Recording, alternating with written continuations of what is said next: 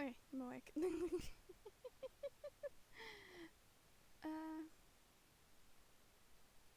I am not tired. I'm just sweating immensely this time. So it's either we're tired as fuck or we're sweating a lot.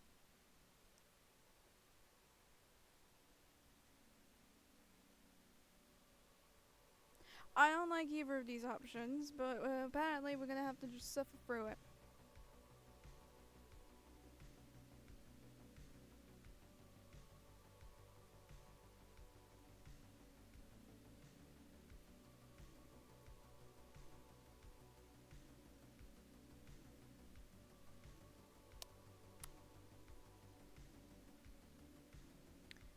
That's just how everything is.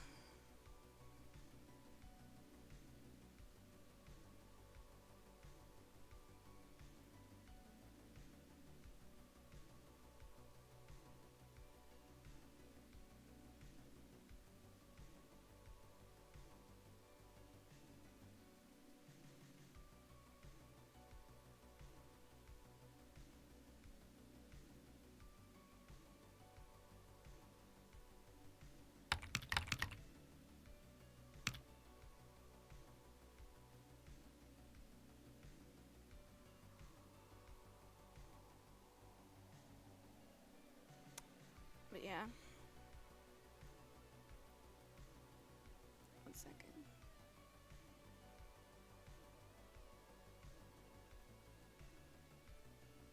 I'm clicking shit. I'm clicking shit.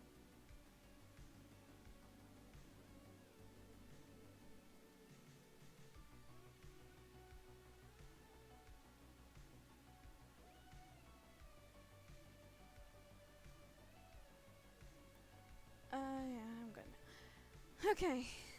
So, I have, like, oh Jesus. I have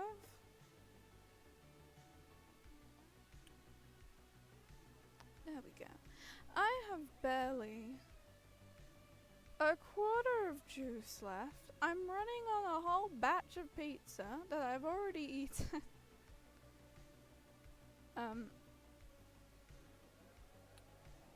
I'm running on pizza I've already eaten. And,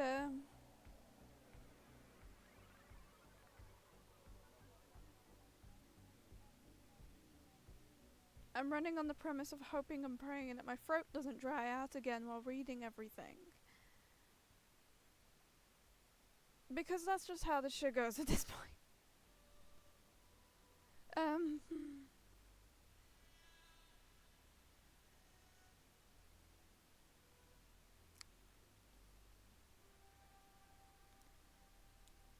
I'm still sweating immensely. That doesn't matter. I can deal with it.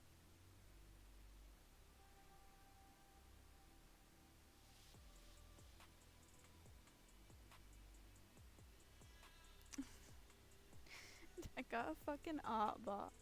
One sec. I got an art bot in my fucking DMs. They're like, "Hi, please, I need $75 to complete the money for my rent before Saturday. I'll be giving you my art commission as payback." And I'm like, bitch, I wish I had $75. Or in this case, 75 pounds. I wish I had 75 pounds. Give me that money instead. Girl, how about you pick on someone that actually has money? I'm broke as fuck, bitch. Oh, goodness gracious.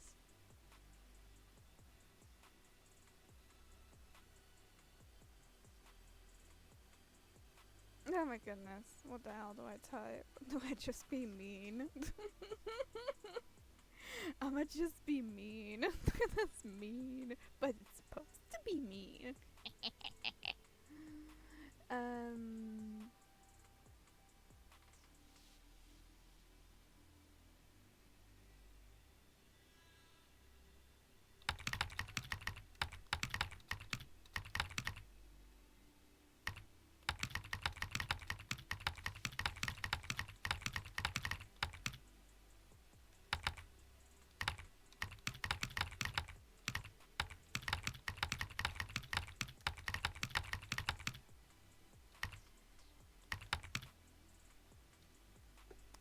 you go. Girl, I wish I had 75 pounds on me. I'm broke as hell.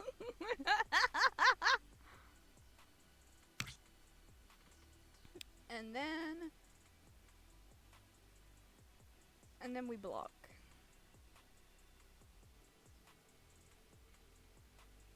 And then we delete the conversation because for some reason Tumblr does it like that. Anyway, okay, now that issue's gone. Okay, now that issue has been quickly sorted with, because I literally have to deal with DM bullshits everywhere. It's just normal at this point.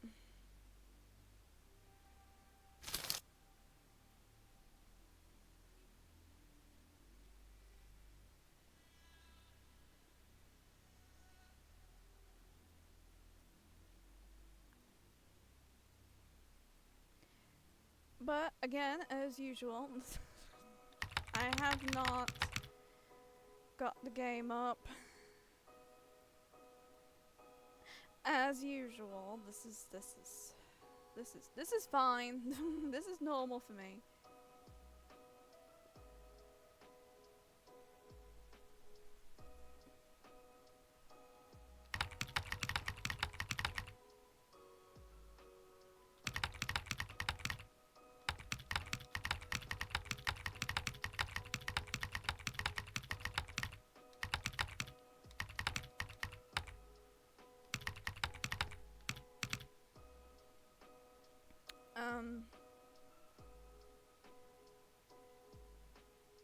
What am I trying to do?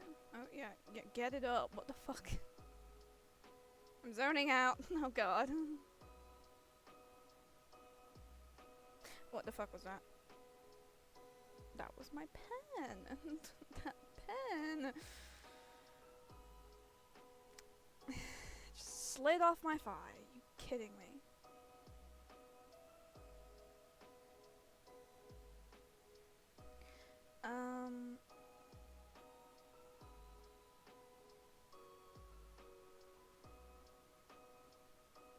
Okay, let's get that. I was about to get the goddamn folder open that's just dedicated to this motherfucker blushing. I was like, yeah, that's very reliable, good sir. That's definitely the game. That's not the game, bitch. That's not the game. What are you doing?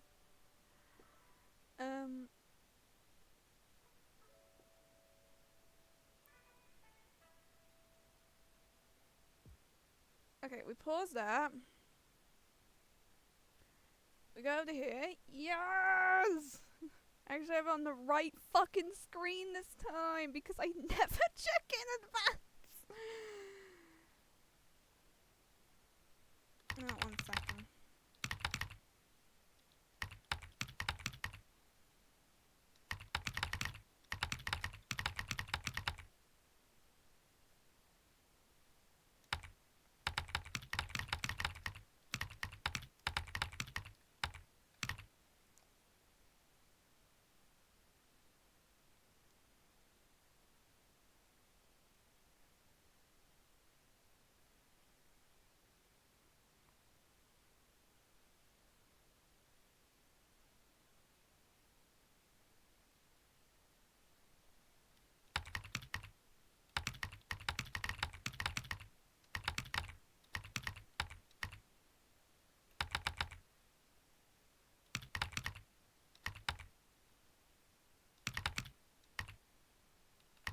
I'm typing.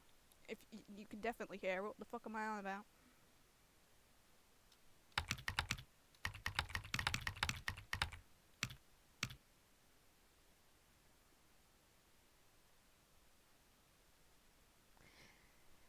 The big ass candle, I would like to report, the big ass candle is still going. It's a little under halfway, but it is still going. That, I don't know how to feel about that. I know what I'm gonna do. I'm gonna make myself even bigger.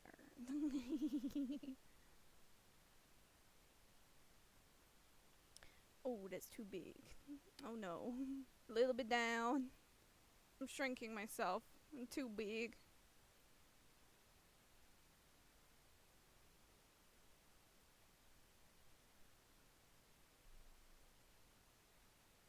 Yeah, that good shit. That's the good shit.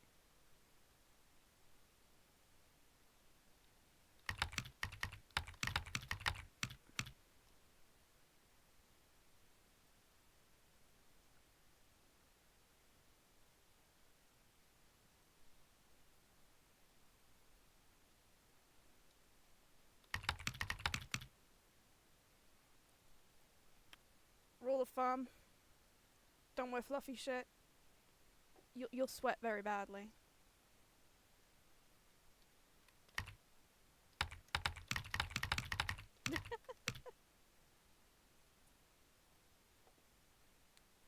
Sorry, I just had to help someone real quick on Discord.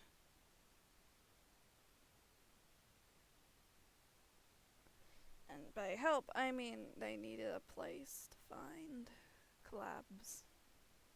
So I just threw a fucking server at the face. Anyway, let's get this sorted with, because I don't know what the fuck I'm gonna play once I'm done with this.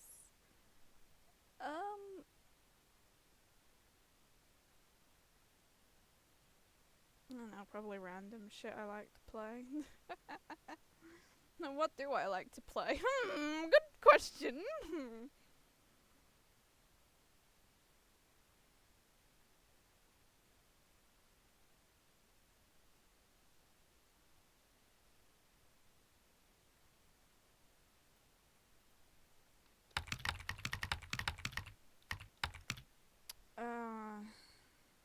Like Terraria or something. I like that. Okay, we are... Goodbye, good sir. I've got all your pictures. I don't need any more from you. Goodbye, bitch. I'm sweating. I'm fucking sweating in this heat. Absolutely dripping.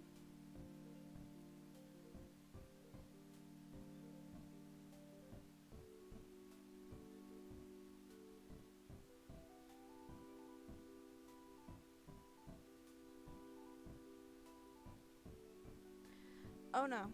Oh no, they used it wrong.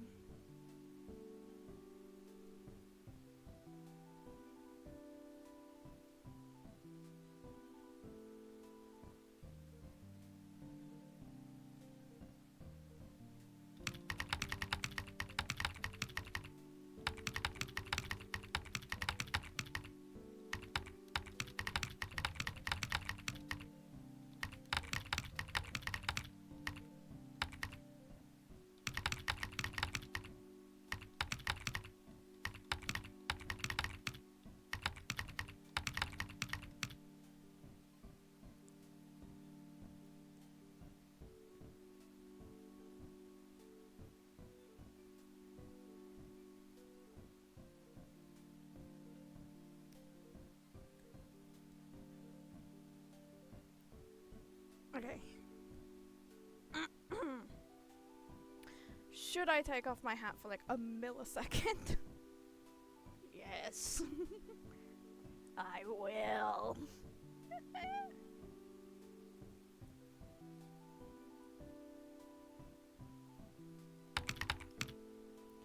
I will.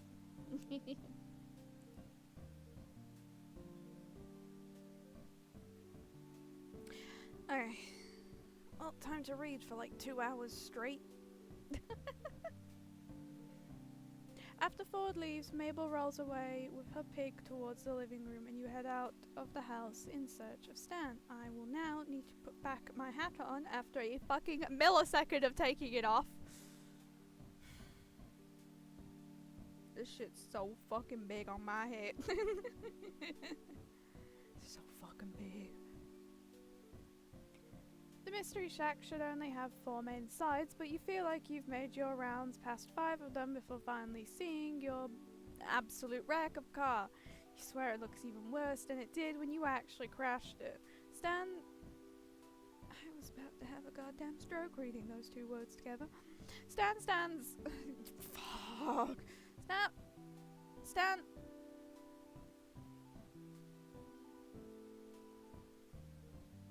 Stan does the Macarena. Stan stands before it, hands on his hip as he looks at the large wooden S that's made its indent in the car's hood. Indent as in it's just pulverized through it, or indent as there's a little tiny bump. There's an itty bitty bitty bitty bitty bitty bump. In this case, I feel like it's just going right for the goddamn hood. I know nothing about cars. Hey! Yes, I am. Hello, I am reading for probably 2 hours straight. I don't know why I do this to myself willingly. Oh shit, there we go. I have to hover over it just to figure out where the fuck it is. I don't know why I do this to myself willingly, but here I am, doing it to myself. It's worth it. Look at this hot man in front of me. Look at him. He's so fabulous. The only thing that's irritating me is why the fuck is his necklace underneath his shirt? I don't understand when people do this. Why is the necklace under his shirt? It's so fucking chunky. It's a chunky one. He's gorgeous. He is absolutely gorgeous. Him and his twin brother are fabulous. I've got pictures of his brother just absolutely fucking blushing. I've got a folder dedicated to it. What's he hiding it for? It's gold chains for old men magazines. That's what it's for. It's gold chains for old men magazines. Here is his brother, by the way. His twin brother. I have an entire folder dedicated to this man blushing, and I am very much waiting to add Stanley in it. I've only got 5 images of this motherfucker. I need more. I need more. All I have that's not him blushing is him shirtless. I have a picture. The only one that's not blushing is just him shirtless. That's the only thing. And I intend to get this man shirtless. If not, I will cry.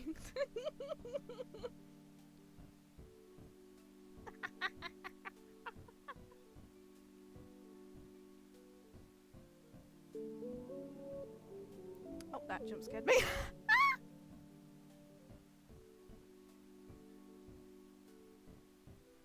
That jump scared me. I realized I had it turned off and it still somehow jump scared me.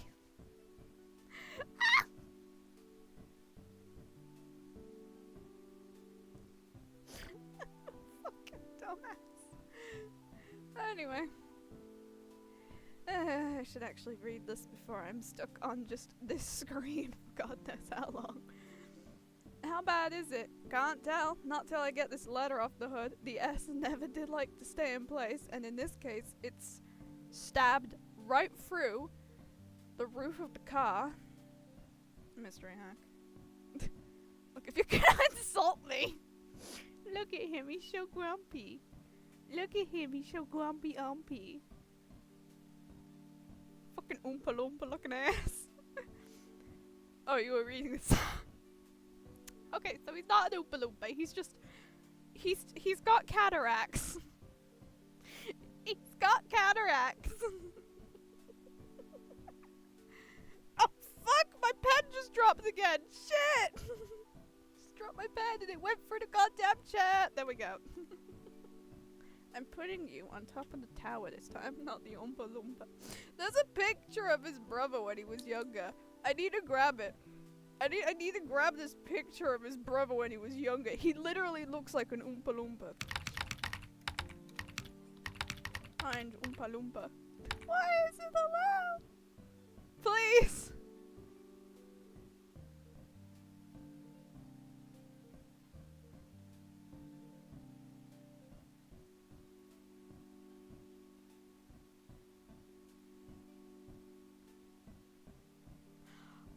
What the fuck did I just find?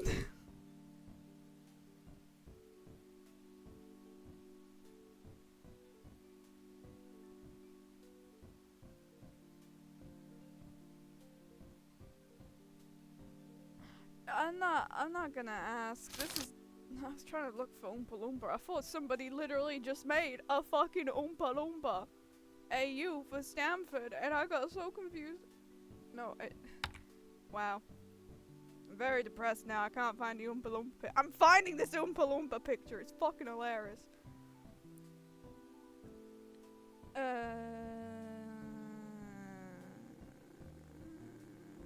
Perpetual. That's the name. Perpetual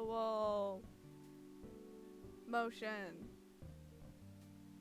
Can I please have a picture of this motherfucker looking like an Oompa Loompa? Please. It's gotta be here somewhere in the Google images of Google. No! Gotta be somewhere, please. Please! I must show the Oompa Loompa.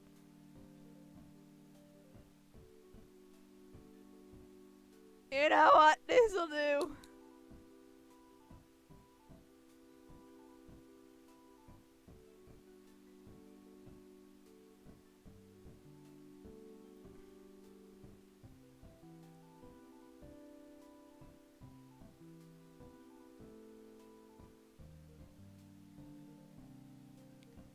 This motherfucker.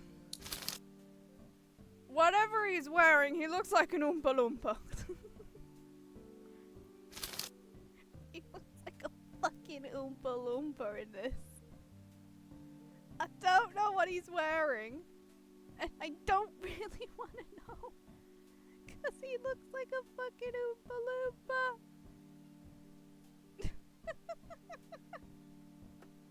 There's a picture of him just having his little arms up. This is meme material. It is!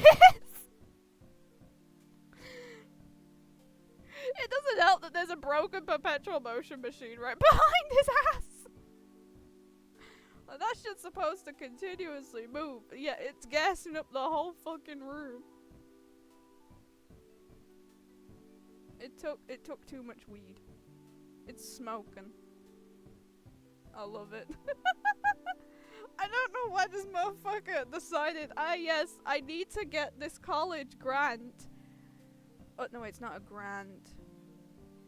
I need to get this college certification of being able to get into, basically, this universe is his Harvard. And he was like, yes, this is the perfect outfit. Oompa Loompa.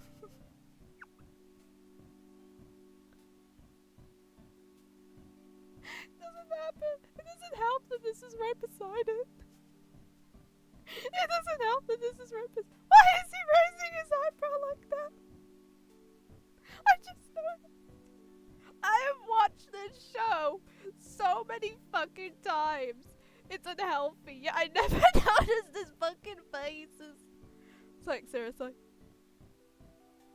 Seriously.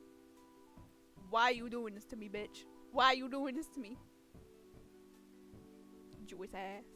Jewish ass. That's context to that joke, I swear. The Pines family, they're canonically Jewish. And if we go by the timeline, and we want to make the timeline a little bit realistic, the war was coming up at this time. So I did not know that, actually. Yeah, the Pines family is canonically Jewish, but it's represented in such a subtle way. I love it. I forgot what it's called, but there's a little Jewish thingy on the Pines pawns outside of it.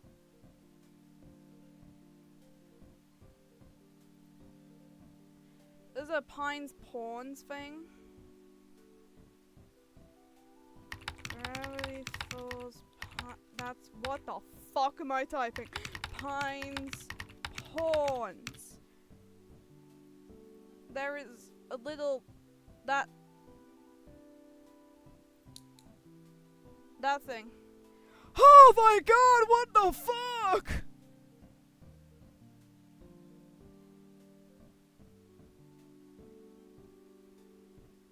Ow!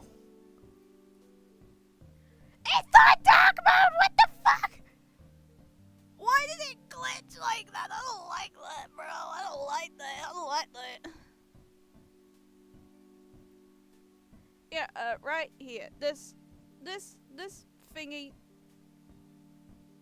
The tilted thingy. I don't know what it's called. It has a name. I just forgot what it's called. This is their house. Kinda. This is the family pawn shop. Right there, where my star is a Jewish thingy. I forgot what it's called. I don't know what it's called, but I know it's supposed to be. It's done in a subtle way. I don't know how to word it. So if we take the timeline that this is done in, which was like, I don't fucking know, 19 something, and we give it more realisticness. This Oompa Loompa looking ass. This Oompa Loompa looking ass just had to have all this bullshit happen before the war happened, so we had to go to a community college. So we didn't have to be forced into the draft if we add the war into the timeline. I don't think it was ever added in. I don't think it was ever, like, thought of when the timeline was doing, but, like, I like to imagine that it was, because it makes sense.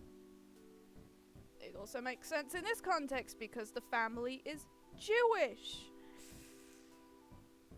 The anti-Semitic quotas.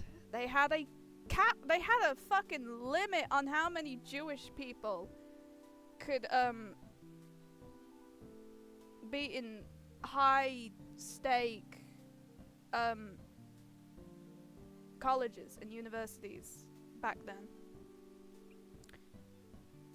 So this little Oompa Loompa looking ass meme material is kind of fucking depressing in hindsight. Fucking Oompa Loompa looking ass. I'm not letting that go. I'm not letting that go. Why is it saying define deserved? Hey, yo.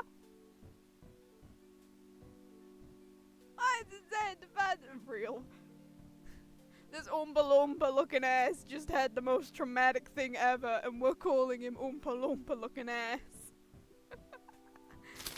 And then we're just going right back to dating his brother. Let's insult Stanford and then go right back to dating Stanley. I went through the entirety of Stanford's route and it was actually surprisingly really fucking wholesome. I don't know shit about Stanley's route, so I don't know if it's gonna be wholesome. I hope it's wholesome. If it's not, I don't really know where to define it from there.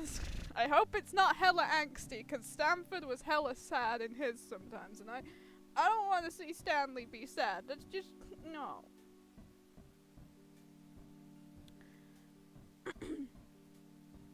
Just avert your eyes. Don't look at it. Don't look at it. Don't look at the sign. I'm not a hack. Even though I'm a con man. Don't do it. Don't do it. Ignore it. Ignore the truth. Fucking... I'm gonna... I swear to God, I feel like he's the type of person to, like, unironically just go... Ow! Ow! Ow! Like, unironically, I feel like at some point in Stanley's life, unironically, he is the type of person to just go, ow! Just go fucking alpha mode. Unironically. Ow. There goes my throat.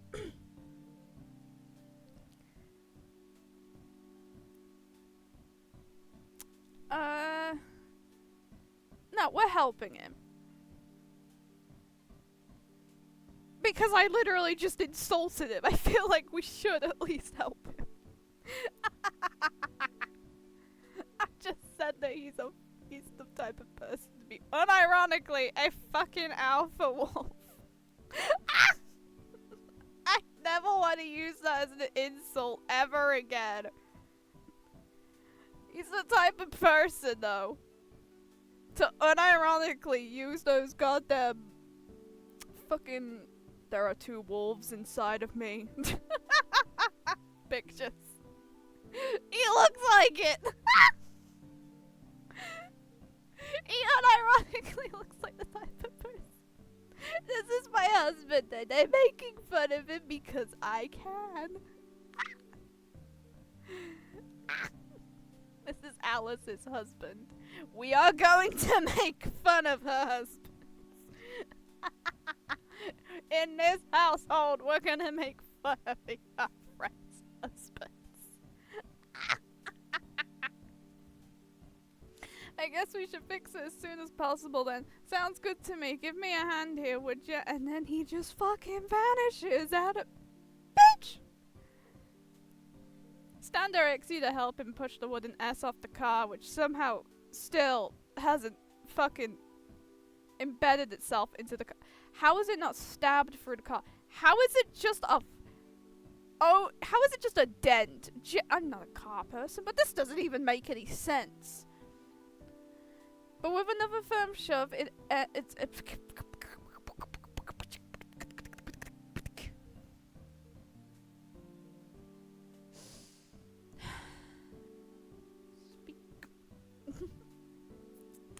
But with another firm shove, its end meets the ground. Half of these sentences don't make fucking sense to my stupid ass brain. Stan gives it another push, and with a grunt and it tips, falling completely to the ground with a whomp. Now that it's free of its burden... Oh god.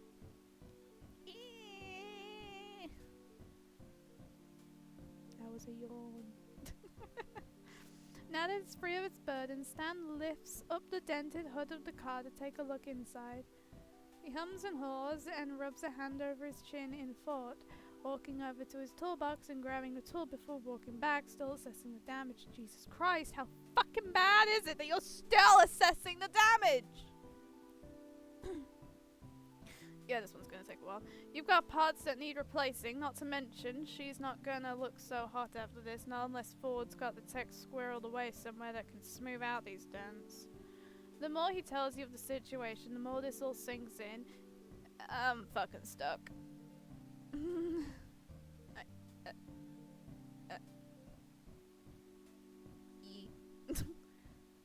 Vita, right?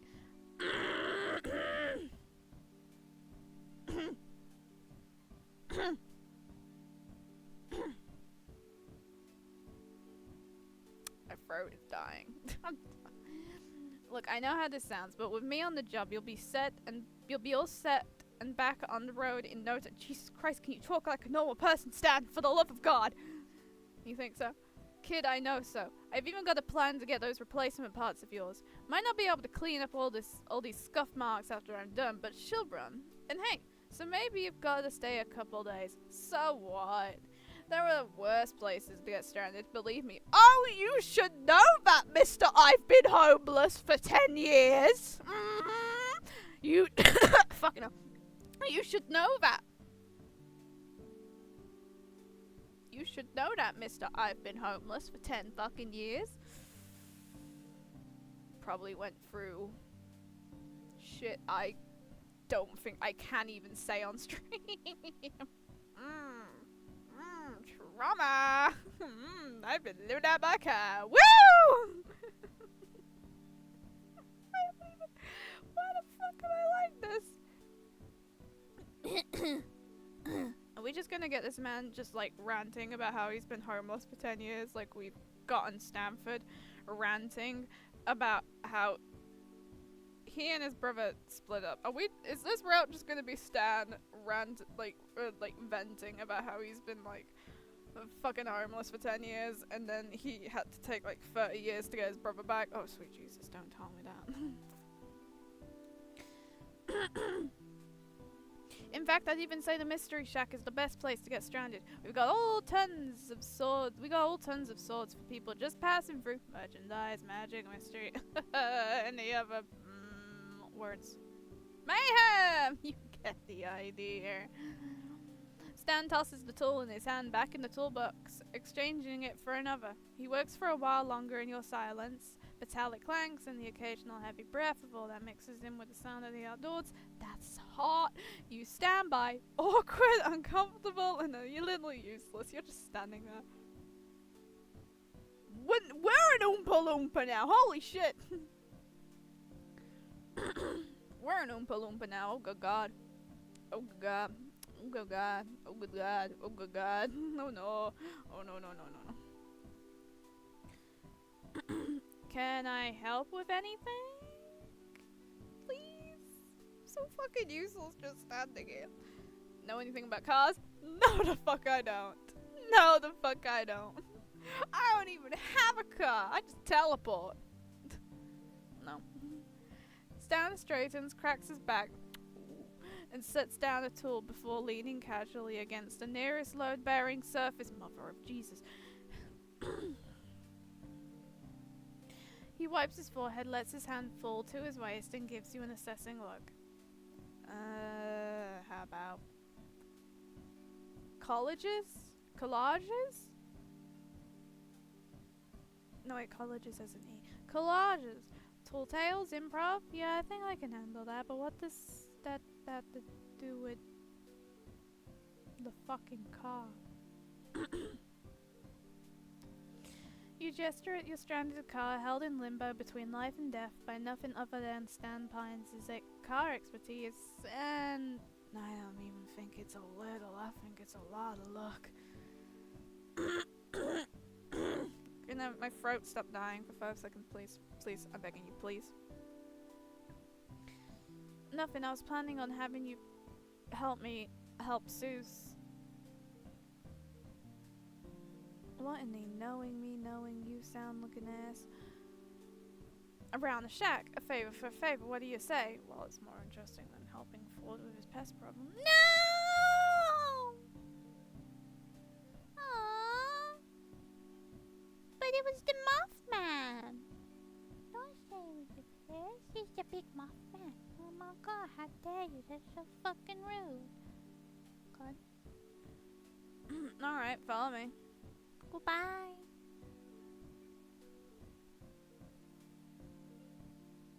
You follow Stan back into the Mystery Shack, passing by the showroom and getting a glimpse of an energetic figure leading. Jesus Christ. Leading. Can I speak English for 5 fucking seconds? This challenge is impossible. Leading a flock of tourists for a variety. What the fuck is this word? Veritable. That doesn't even sound like a word. See, obviously fabricated oddities. Oh my god, it only took like 2 years to get through that sentence. Holy shit.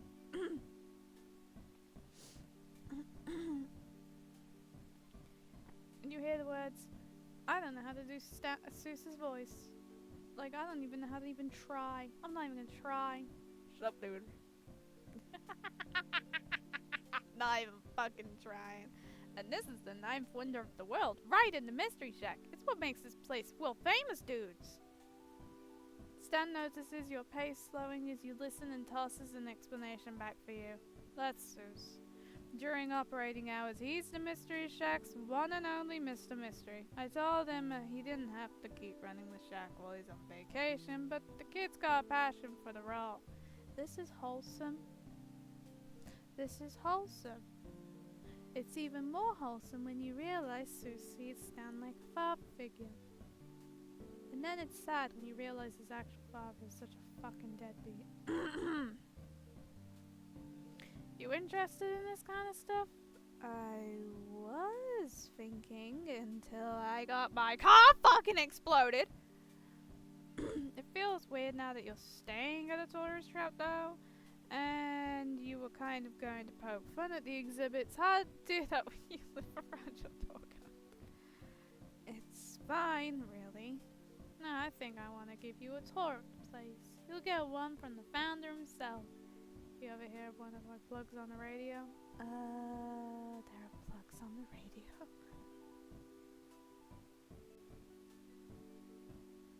You do plugs? I know what a radio is. I'm not dumb. We have one in our house. You weren't really paying attention to the radio during the drive. Just taking in the Oregon scenery. See the signs pointing to this place for over a mile down the road?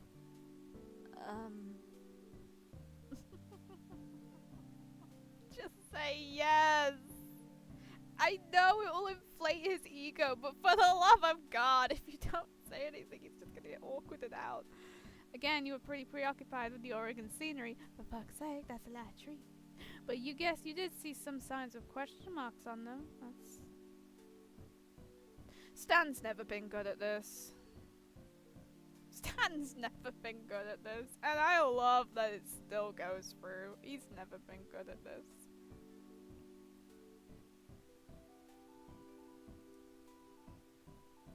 Just seeing what works. Bumper stickers, huh? Haha, still got one on board. Anyways, follow me, folks. Well, folk in this case. Get ready to be amazed. Stan starts leading you back the way you came. You trail behind him, a little skeptical, but definitely curious. Because honestly, I want to see how creative this motherfucker could be. Didn't you say the founder would lead this tour? Is Seuss the founder? No, I'm the founder. I built this place from the ground up, except, you know, the fucking shack itself. That was Stanford. Well, metaphorically speaking, I mean the house was here and the junk was here, and I was the one who spun this place into a wondrous world, a house of mysterious junk. Stan gestures with his arms like he's smoothing out a rainbow. You're not very impressed. Prepare to be amazed. Better fucking be it.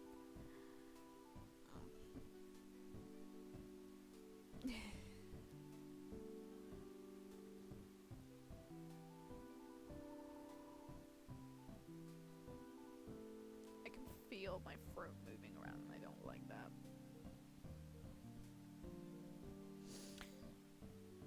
You're still not very impressed, but his energy gets you hoping you'll be amazed anyway. There's a tour group in the showroom right now, so I'll be taking you in a different cycle that completely misses them. We're starting off in the gift shop because it usually just fucking ends there so I can get money. Like Mr. Krabs. Money! You enter the gift shop, a simple room crowded top to bottom with the standard tourist souvenirs and merchandise.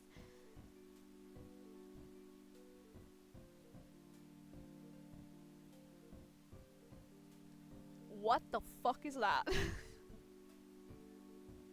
you done to the bear? No! Oh my god, you've turned it into a rhino! You see t-shirts with question marks, mugs with question marks, everything is question marks. Oh good lord. In one corner of the room you see a lumpy attempt at a statue. Oh, it's Seuss's statue. It's a statue Seuss made. Aww. Aww. Aww. Aww. Labeled the founder. This room usually comes after I butter the customers up to buying things, but since you're staying a while, I'll have plenty of time to I thought that said to sell you stuff later. I thought that said to suffer. I'll have plenty of time to make you suffer. I'll have plenty of time. Take a look around. If you see an impulse buy, make it. Please. Nothing like trusting your instincts on overpriced shit.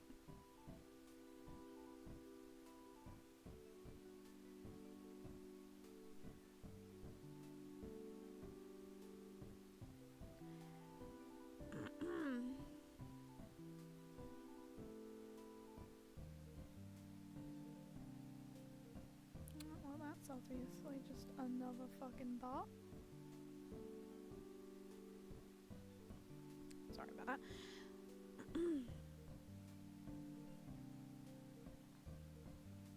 Oh my goodness, I can click everything. Oh my god, I can click everything. I can click everything. I'm gonna click it. I'm gonna click it. Yeah, I should have asked Mabel to carve it. You gotta admit that every version of me's got a charming smile, though. The Aztec calendar is, I absolutely know how to read the thing, and no, the fuck you don't. Jar Bibles? Thought we sold this thing years ago. How do you just completely forget you have a jar of moving eyeballs? Nah, I forgot to put a price on it. Just had a $ sign on it. Stan takes a darker marker and squeezes in $15.99. Then he goes back and makes it 20. Just got a lot of eyeballs. Just because you're staying over does not mean you get to sneak over here for a popsicle. I get to do that, but that's because this used to be my place and I get founder benefits. I also get founder dibs on the pineapple. T-shirt. This is another souvenir t-shirt. You're getting great for layering. And they've got the characteristic mystery check question. It's just a fucking question mark, sir. What makes it a mystery check question mark when it's instead just a regular question mark? You ask too many questions. What do you? He says that last part in an exaggerated tone and betrays it as a sales pitch. This guy has no solidity. Pyramid mugs. How are you doing that to a mug? Can't really take one out of the stack. I glued them together way back when. Secret business trick. And you're telling me this because no one will ever believe you. Then they'll try it, and the whole stack will fall to the floor. You noticed you break it. Pine tree.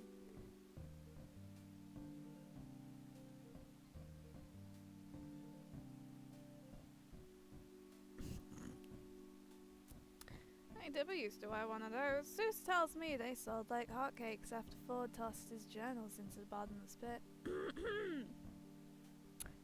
Funny, those events have no correlation. Journals, bottomless pit? We'll have a chance to swing by the bottomless pit later. It's a prime spot on there every tour, because the troublemakers always accidentally trip in, and I get to lead the tour without them for 20 minutes.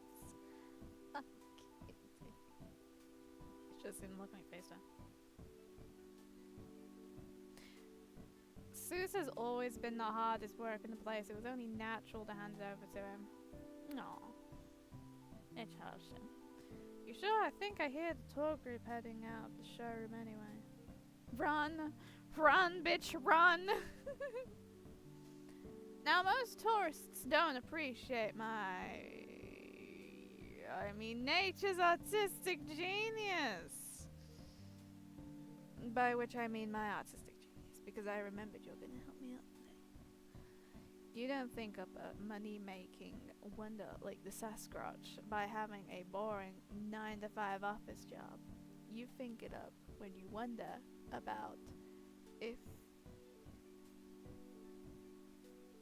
the Sasquatch wears underwear and has a dick. Why hasn't anyone found the Sasquatch? Is it because he has a dick? Is it because his name has been mispronounced this whole time and he secretly wears underwear and tidy whities and he secretly has a cock? Anyway, just let me know when you've soaked up enough inspiration from this reel, because you're gonna need to use it right after.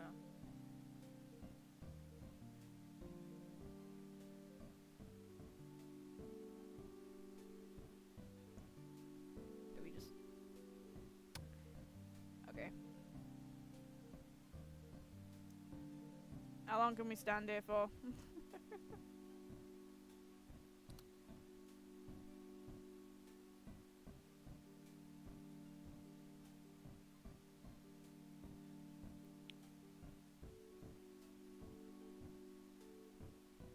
I will say that's a nice ass color. some dusky purple as well. The lights are nice too. It looks like he's got antlers. Just the pie looks like he's got antlers. Alright, come on, you're gonna see what makes this the place a mystery shack instead of just the shack, or instead the hack. Oh my goodness, such unoriginal jokes. We're making another attraction for the showroom.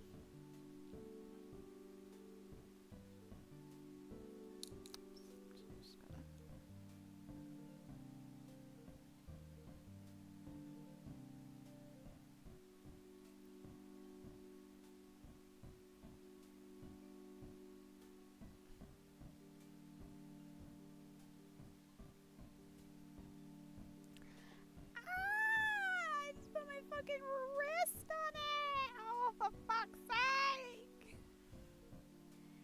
I'm in pain! I'm good. I'm Gucci. We Gucci.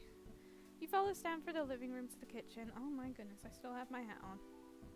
Okay, we're stuffing an animal parts. Sir? Where are you finding these?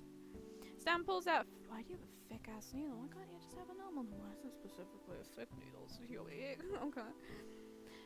And as an afterthought, adds a couple nails and a hammer to the pile. It seems a little unsanitary to do this right across from the fridge.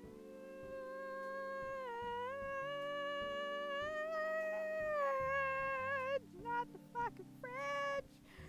And has the potential to look almost gruesome if it weren't so oddly cartoonish.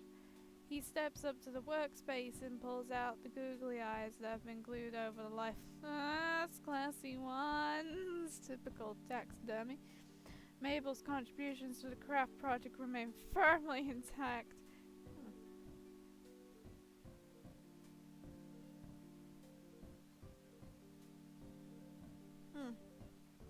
That's what I get for letting Mabel bring the stash of scrapbooking supplies. That's one more thing to add to the backstory. Backstory? What? You don't really think that tourists are dumb enough to believe that the thing that you're selling is what you tell them it's just like that, do you? Because if you do, you'll be set to do business in Gravity Falls. Anywhere else, though, they take. See, every good piece comes with some kind of story, or if you're Poindexter, some kind of lore.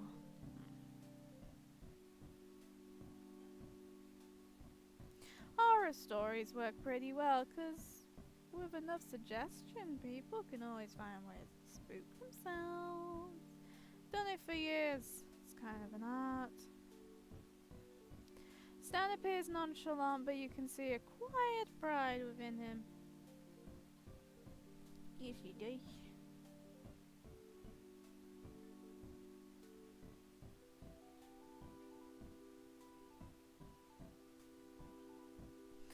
I'm a very creative person, so I have 200 plus OCs. This sounds easy. Stan merely looks amused. Oh yeah, let's see you take a shot at it after we put this thing together. You said you've done this for years. I got knack for it even when I was a kid. Sure, there was a little learning curve involved. I've had a few unhappy customers over the years, obviously.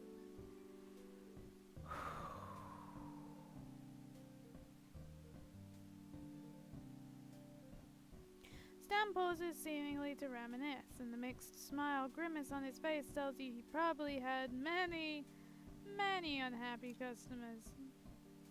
But I've mostly run a great business on telling stories. You're learning from a true master, kid.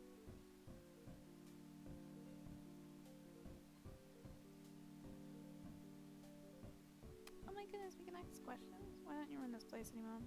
Stan grin melts into something softer, maybe a little bit. My brother wanted to drag me off on a trip with him. I couldn't say no, and I couldn't just close the place, so I left it all to Seuss. Practically grew up in this place, you know. Definitely wouldn't have trusted it to Wendy. I don't know why I said it like that.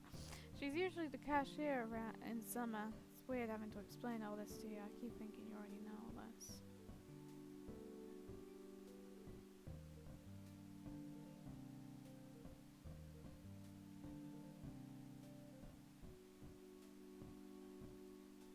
You can take a man out of the mystery shack, but you can never take the mystery out of a man.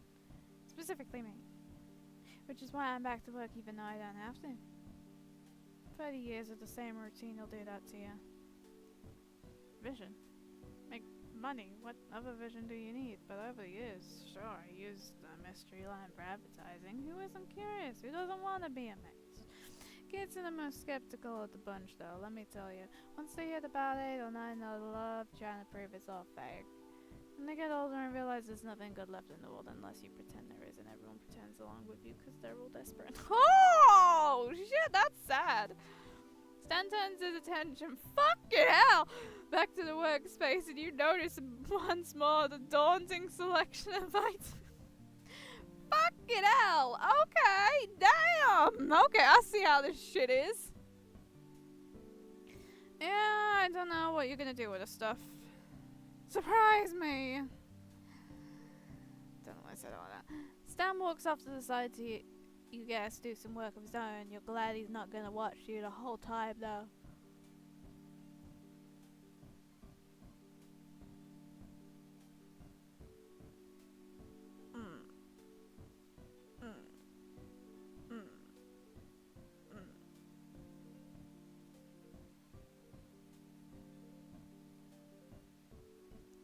I like that one.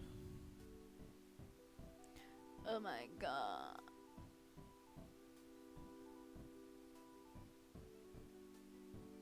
Oh my god, man, we doing arts and crafts and this shit all ironically. This one?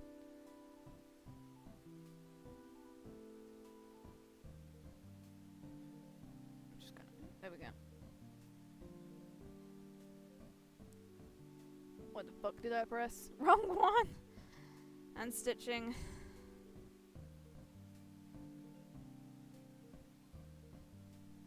Done. Yeah, that'll do. I'm finished. Not bad at all. Stan lifts your anomalous what the fuck are these words? Triumphantly. So what's the story? Give it to me.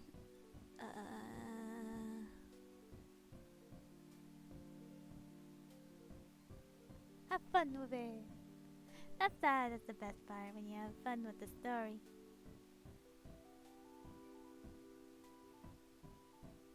It's the fish cracking. Fish cracking. Fish cracking. Fish cracking. Hell yeah, fish cracking. Fish scratch jacking. Stan nods appraisingly. Sounds like you got the hang of this. Alright, this sounds about as close to show ready as it'll get. Wait a sec. And then he abandons us. Again. Stan carries the showpiece out of the room. After a few moments, you hear his footsteps return and he comes to the room with 2 cans of pit cola. Stan sets one down. Its condensation starting a slow drip onto the table's surface. He waves you over to join him, and you slide into the seat across from him. Nothing like a cold one to finish up the day. Cheers. That's... Picks up his can, gesturing towards you with it as he leans leisurely back in his chair, and you watch as he takes a sip. It's a nice looking sip, and now you're staring.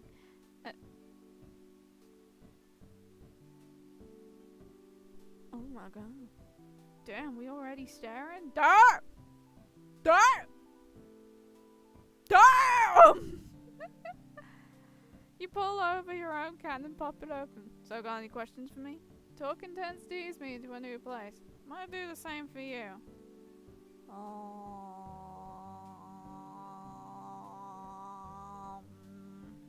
Tell me about yourself.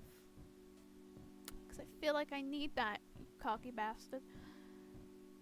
Stan laughs nervously. What, is this a first date?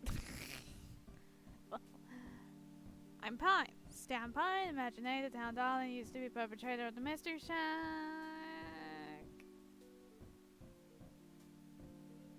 He pauses.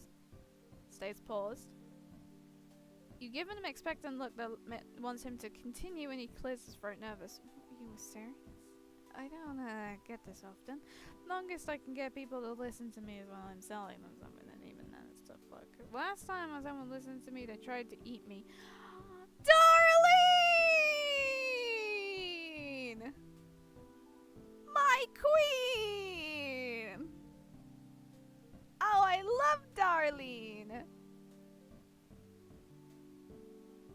I'm not good with names. If I miss... Oh my god. I'm not good with names. If I accidentally got her name wrong, I'm sorry. But I love me the Spider Queen. I love me a Spider Queenie. I love me a Spider Queen. She's beautiful. Can you believe that? I barely got much meat on me. And keep going. You can't just end it there. Stan gives an uncertain smile, which becomes a full-on grin, and he laughs. Alright, I'll tell you. So you see, there's this irresistible thing called revenge. Stan tells you a tale of a road trip, a mountain full of mummies, and a woman who was secretly spied. Darlene! Yay! My Spider Queen! Ah, I love me a Spider Queen. She's such a queen. Yes. You don't believe a word of it, but you find yourself enjoying it anyway. Stan knows how to hold his audience in a decent suspense, and he seems to light up whenever you laugh at the right parts, grinning along with you. Before today, you never even heard of Mr. Mystery before, but now you feel like you're actually seeing something special here. One-on-one with the man himself. I'm now shrinking. Whew. I'm good. I'm not good. The showroom already seemed full when I saw it earlier. Why make more? Tourist loves variety. Put up a sign advertising a new attraction, they'll come pouring for the doors. When I started this place, I didn't think I'd, like making these. Used to be just another thing that made money. Now I'm stuck with it. Guess 30-something years of routine will do that to a man. Stan sounds gruff, but it's a fun gruffness. How the... What the fuck? Okay. Sixer says, keeping familiar habits helps too, so I've kept it up. You think I could sell some of these as art pieces? Assume that was a rhetorical question. Fuck no! Yeah. Yeah, I could play them up to buy and sell them at even more ridiculous prices than I usually would. See? Ego. I'd buy one. I'm holding you to that. Is Ford usually like that? You mean trying to fix what ain't broken and ended up making trouble? Nah, he was the good twin growing up. You were the troublemaker, I can tell. Stan laughs. You have no idea. Oh! Oh! Oh! That's good. That's a good shit. That's a good shit. That's a good shit. You're really interested in me, huh? Yes, the fuck I am, dude. Your gold chain is under your shirt, and it's still pissing me off. To the point my model is now completely spazzing out and possessed. You're really interested in me, huh? Well, do you ask everyone these kinds of questions? Alright, ever heard of smuggling pods? Buggies! Now we could do something really fucking funny with this. We could do something real fucking funny with this. Oh, what does he say then? What does he say with now? Oh shit. What does he say with now?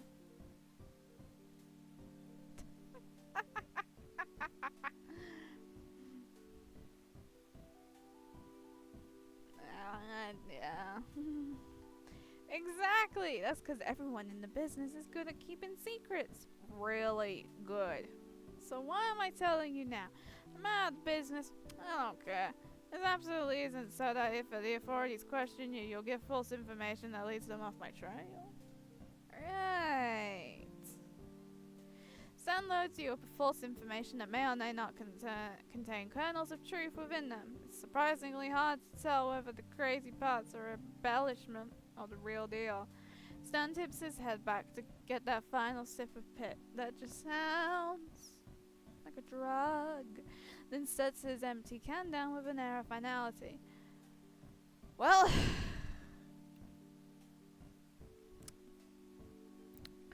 Vita, you did good for your first try. Feel like I read that wrong, and I don't want to say how the fuck I read that wrong. Helping me again, sometime returning the favor to Carl, let me know. You nod and Stan gets up to leave when you remember something. Wait, I still owe you the price of the admission, right? For the tour earlier. Nah, don't worry about it. Gives me something to hold over you if I need it.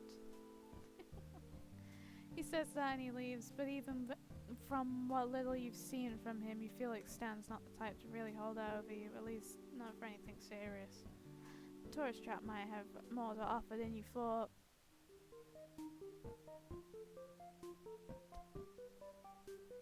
The fucking doodle is killing me. Look at him. Look at the doodle.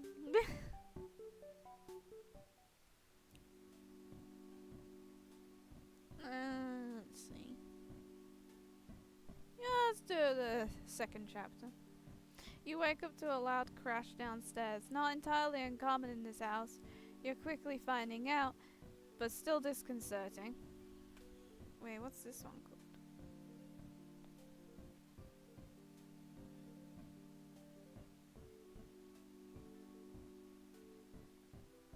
Oh, this one's also just the pancake thing. More clatters and thumps lead you to the kitchen where Mabel teeters on the short step ladder in front of the pantry. Oh, it's the pancake story again. It's the pancake story again we read in Stanford's route. I can.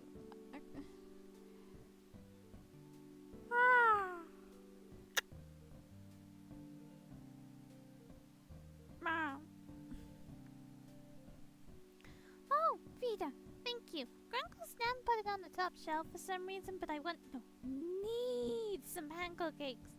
Pancakes? Yeah, it's pancakes now time. Pancakes, baby! It's a breakfast emergency. She waggles her 3 fingers in your face, but you can't help but laugh, and you can tell the house becomes more alive when this kid's around. Udo. You want to help me make them? We only need chocolate milk, coffee, pink coloring, and a pot of gold to make this breakfast dream a breakfast reality.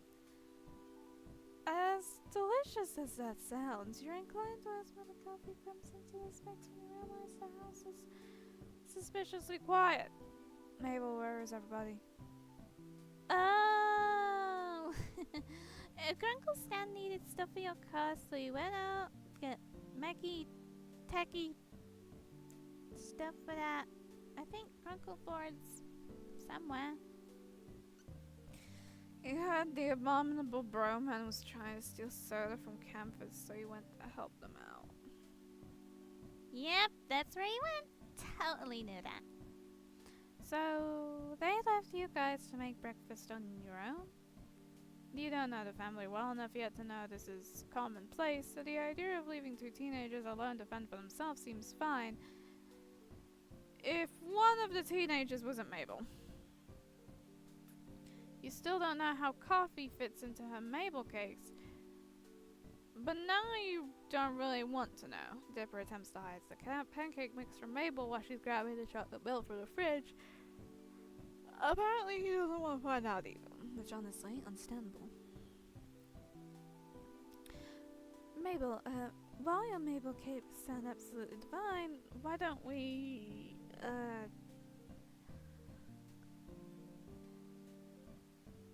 go out for breakfast? But I want to perfect my recipe. I have to get better at cooking and baking and stuff so I can survive out there in the world. That's not gonna help, honey. That's not gonna help. What if in high school I'll have to bake stuff and people are better than me? coffee ain't gonna do shit, girl. Calvin, I can never be on Bad Dreams Dining. I gotta impress Gerald Ramon.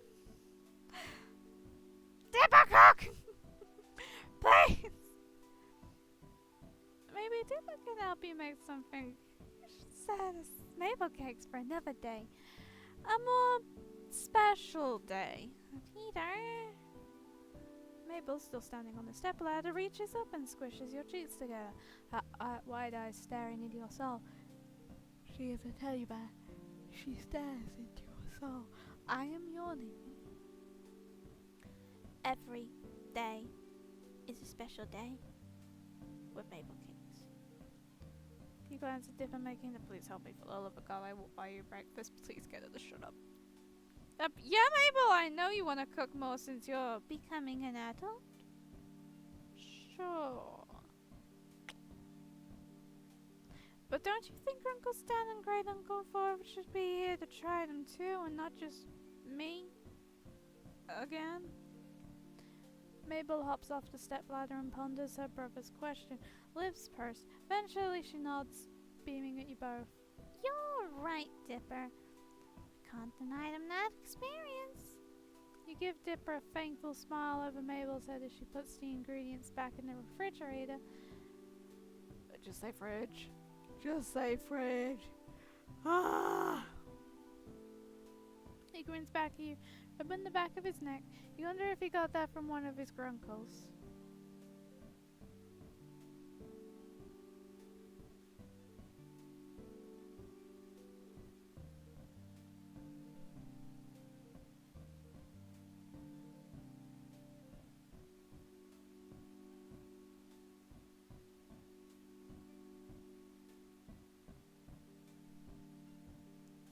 I swear to God, in Stanford's route, that wording was changed to...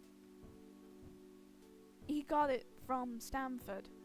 I swear to God. It's clever now that you think about it. Great plus uncle to make grunkle. Saves time on syllables. We should go to Greasy's. They have some of the best pancakes there. With like 3 different kinds of sauce if you ask Lazy Susan nicely.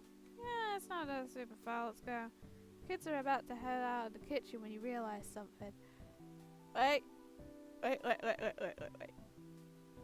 Aren't you gonna leave a note? About where you going? Oh, right, cool. Dipper scribbles out a note for Stan and Ford and sticks it on the front door of the shack with one of Mabel's stickers. Because apparently they've just got fucking Gorilla Glue attached to them. The kids lead the way towards the town, explaining various landmarks and the wild and wonderful stories attached to them along the way. And this is where we saw those 2 ghosty old people. In a convenience store? Strange. But you nod regardless. Maybe she just meant that they were so old they look like ghosts. That's also different because we didn't speak to Stanford. With Stanford, that we would say that we do believe it. We do believe the story because of what we've seen. Oh my god! Oh my god! Dipper points out the diner in the distance, a log-shaped building atop a train car, and the 3 of you head inside. Pain. This is the same.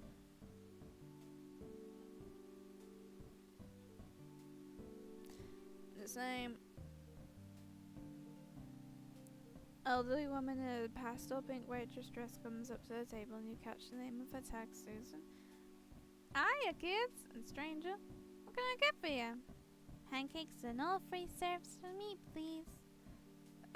Same for me, actually. Lazy Susan turns to you, notepad in hand. I still want the waffles.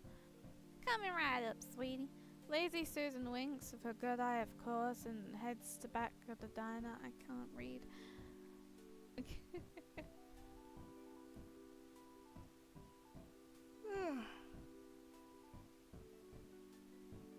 The wait for your food to arrive feels longer here than most, mainly due to Mabel and Dipper using this time to interrogate you. At first, it's somewhat intimidating. You literally crashed into their house, started hanging out with them.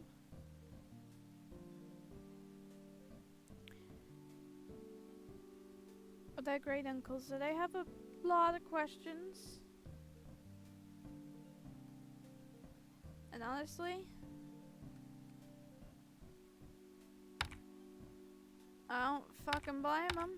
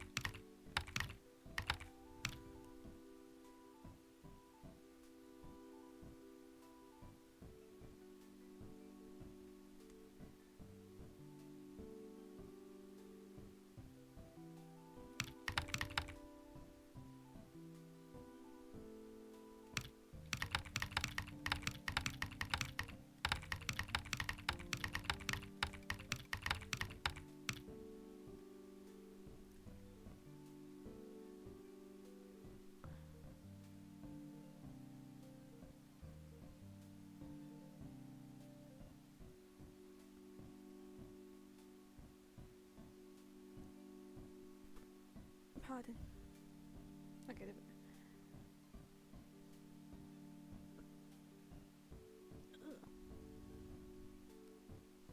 Once the irrational fear of two 13-year-olds fades out, you recognize their interview for what it really is. They care about their grunkles. If they do start hanging out with them more, they want to know as much about you as possible. It's an interesting game, yeah. Very interesting game. Visual novel. I've already done one of the old man's routes. Done Stanford's. I'm doing Stanley's. Stanford's is wholesome. I don't know what Stanley's is gonna be. Mabel's questions are somewhat nonsensical. So if you were stranded on a deserted island with no boat, no cheating, what would you take with you? Well, dippers are more careful and calculated. What were you doing before you came here? School? Work? Both? Neither? Did you know about gravity falls before you crashed into the shack? You immediately know which grunkle each twin takes after. Stan and Mabel, goofy partners in crime, versus the quiet brainiacs, Ford and Dipper. It's an interesting contrast, especially now that you've thrown into the middle of the bunch. But as the twins race to see which syrup bottle drips into their mouths the fastest, Dipper's blueberry syrup beats Mabel's classic maple by half a millisecond. You swear on it! You know that these kids do a lot more for their great uncles than just be cute counterparts. And here we go. Enjoy, kiddos. Let me know if you need anything else. Lazy Susan gives out the respective plates and the kids go quiet, shoveling down their food like they've never been fed before. Between mouthfuls, you get a few more questions about yourself and your theories on aliens versus which member of M synchronized was your favorite. I am not going to ask which band that's supposed to be a reference on. But the table is near silent as the three of you eat. That is until Mabel speaks up for a mouthful of pancake. So, if in a totally not made up situation and it's not real at all, it's completely made up, If you had to pick who your favorite was, who'd you pick? Grunkle Dan or Grunkle Ford? This seems too bland compared to other cutesy questions. Dipper elbows his sister not so subtly, and she elbows him back, wide eyes staring at him in a sibling-linked look you can't decipher. Like, say you're in a movie. Like one of those weird movies Grunkle Stan watches on TV with the ladies in poofy dresses riding horses. Don't disrespect. Don't disrespect the Duchess. Awfully specific, but you let her continue taking another bite of your food. You're the main character of this movie. You got two guys who are both madly in love with you. This doesn't make sense. This one doesn't mess around or getting right to the point. But you could only marry one of them, so you could be the next in line for the throne. What would you do? Who would you go with? Mabel, that's kind of weird, isn't it? Like, really weird? Kind of gross.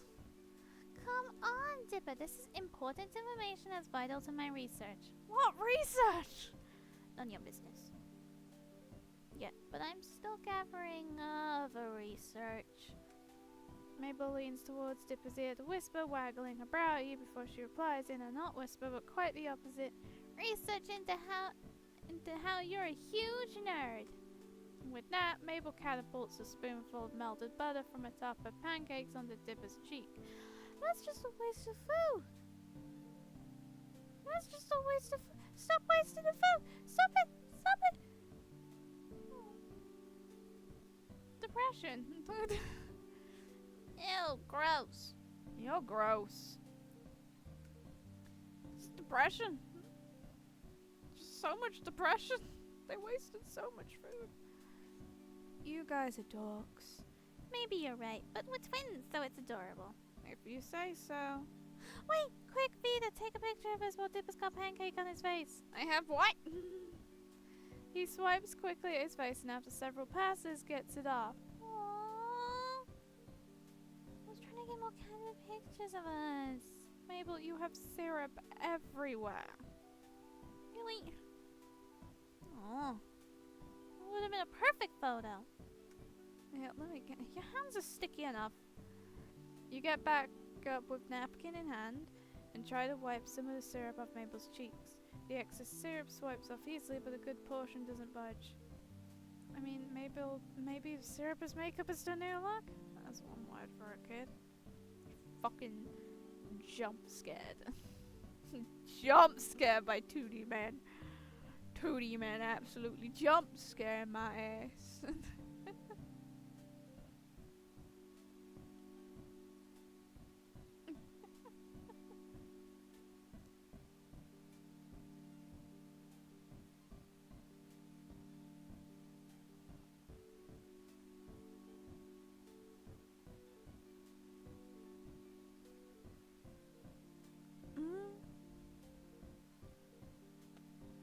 We wondered where you went once we came back to a suspiciously quiet house.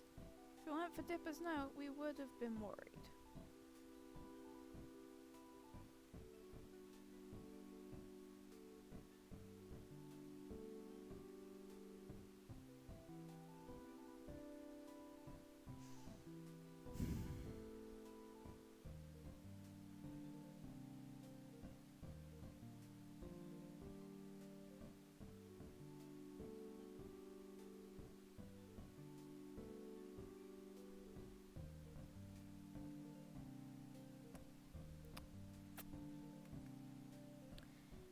Feel like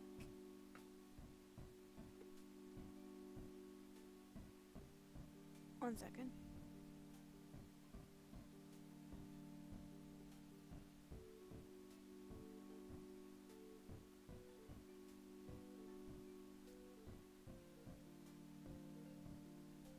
I want to test something.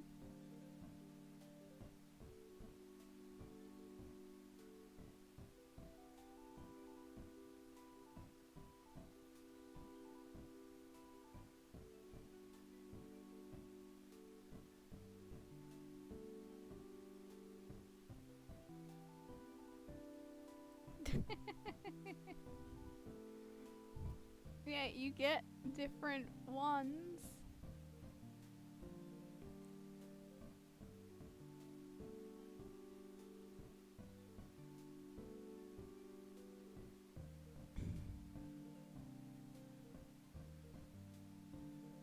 Yeah.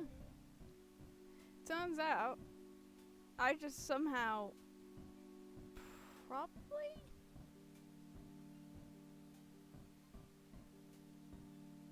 oh.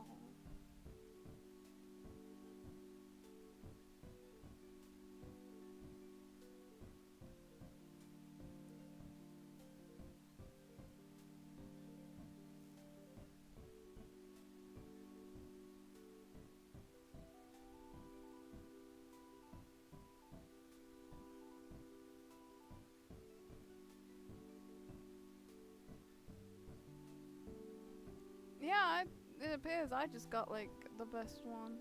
The best timing on that.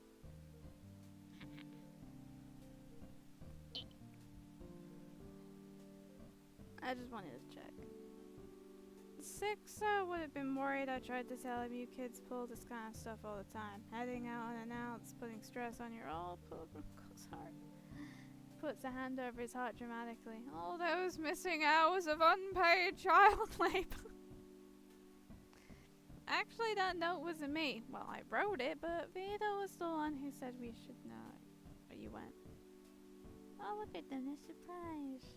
They're surprised I could do something. I'm not useless. Really? Figured these two knuckleheads dragged you here. Why not make breakfast at home? This place is at least 15-minute walk from the shack. Well, I wanted to treat them to something. I guess it's the least I can do. You're letting me stay with you and fixing my car. I thought since you were gone, I'd take these two out for a change. Also, Maple's gonna make maple cakes again. You're just mad you can't even make toast right. I burnt it one time. One time. Well, Mabel wanted you guys to enjoy her maple cakes too. Since there wasn't much food, I figured I'd take them out. Yeah, totally.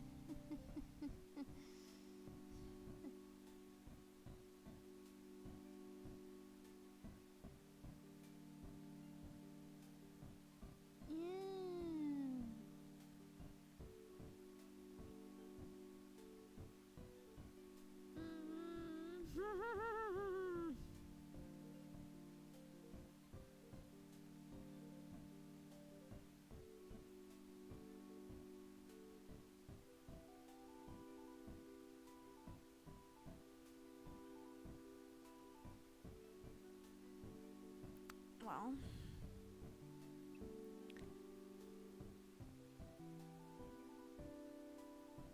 Ford asks Mabel about her creation, wondering how much extra caffeine one could gain from adding instant coffee to the concoction. He's like, how much can I put in here? How much can I stay awake with it? Genuine question. How much? Stan stays quiet. You catch him out the corner of your eye. He's staring at you, lopsided smile tugging at the corner of his mouth.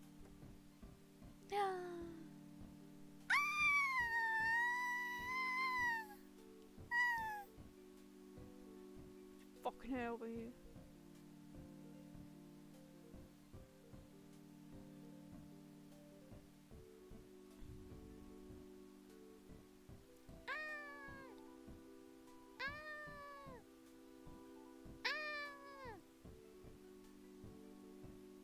He's part of my collection! Yippee! Yippee! I should change the name! I am just gonna call it Stan Blushy, because they've both got Stan in the name. Fuck everything else.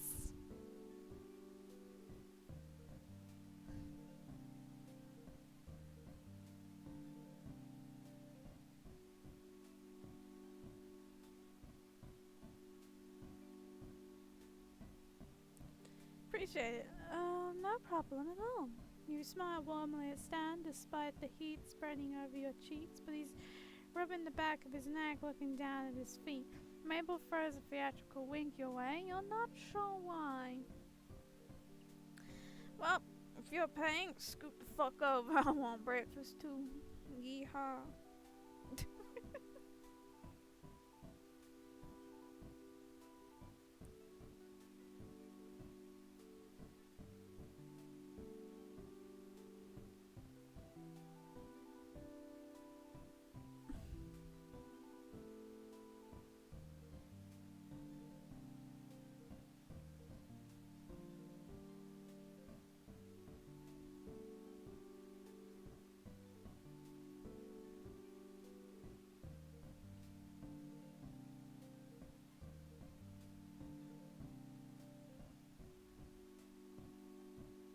Stanley, it's at least 12:30 now. Uncle Fart, that just means it's time for brunch, duh. See, this kid gets me. Now let me in so I can get some grub.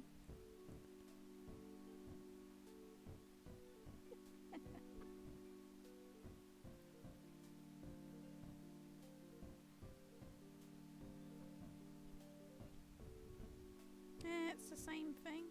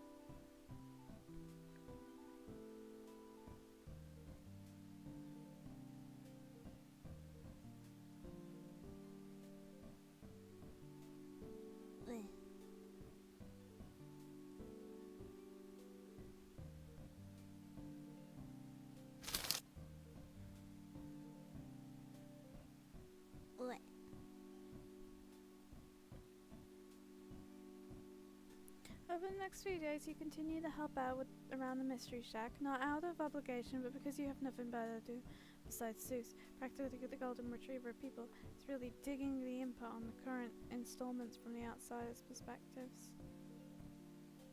Bless his soul, the guy even offered you a job if you end up stranded here forever, dude. And the need to make a life for yourself. Stan nearly choked on his ice. Thank you.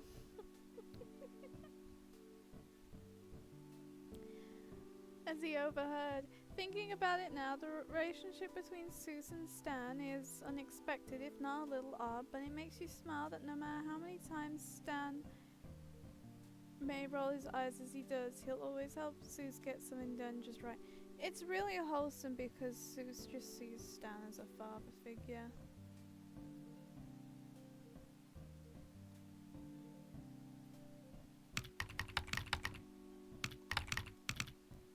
It's just really wholesome in context. I really like it. Oh shit.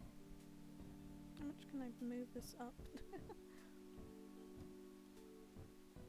Showered and dressed, you go outside as per usual, but don't see anyone. After a few minutes search, you find Stan standing. Oh God, I can never just fucking read it normally.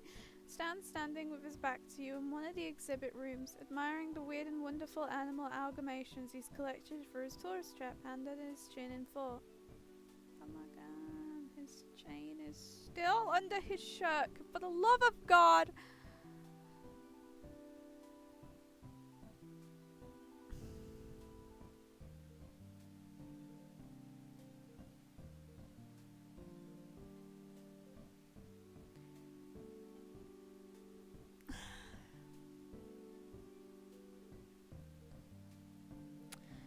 I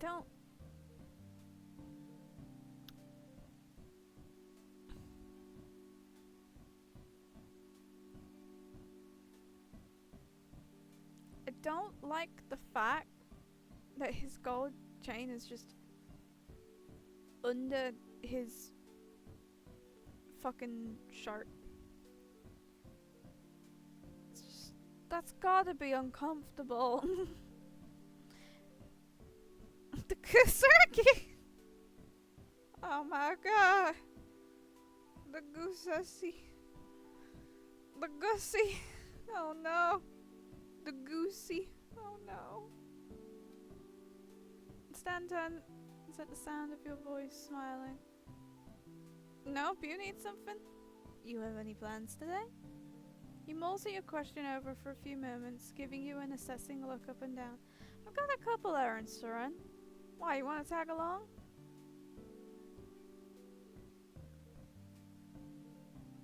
This is Stan.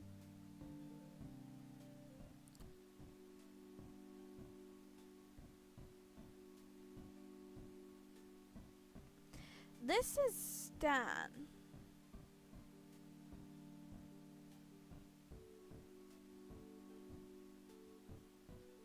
This isn't gonna be normal, is it?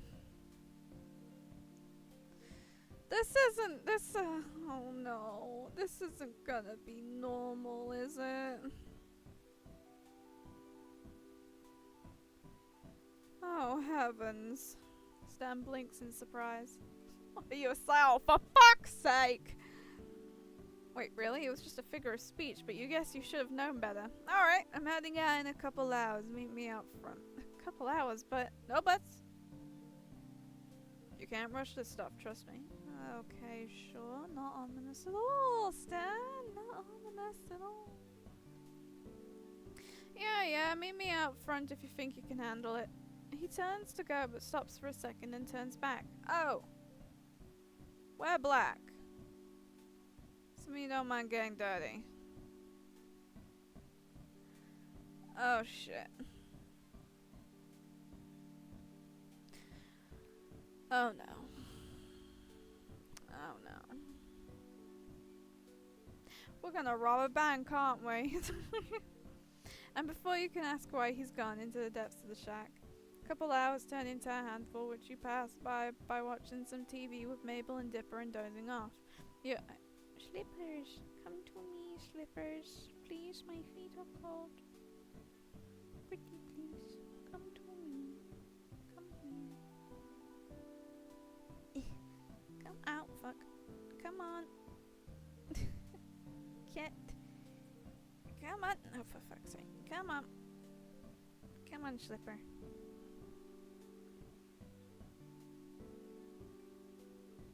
Don't feel right. This one don't feel right. I don't.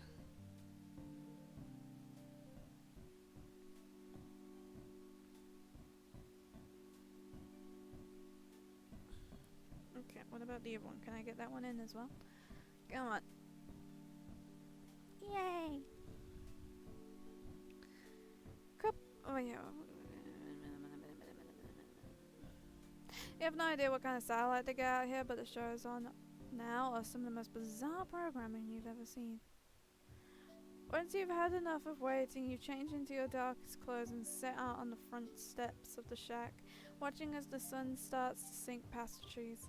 It's cloudy and unusually warm for this time of day, but there's a nice breeze out. It's strange that these errands need to happen so late in the day, considering the things you've gathered about his criminal past, but however, maybe this is a typical weekday night for Stan. Aww. It's the same. It's the same clothing, just recolored. It's just a recolor. The screen door creaks and out comes Stan, dressed all in black just like you are, with a lumpy duffel bag over one arm and a briefcase in the other. Oh my god, he's murdered someone. Oh good god. As he's about to speak, I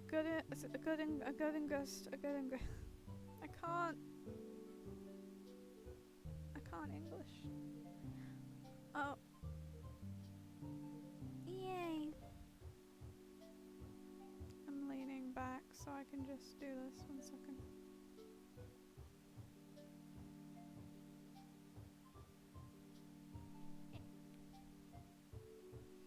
As he's about to speak, a sudden gust of wind comes along and ruffles his hair, and he smooths it down irritatedly before regaining his cool and nodding at you. Ready? Ready.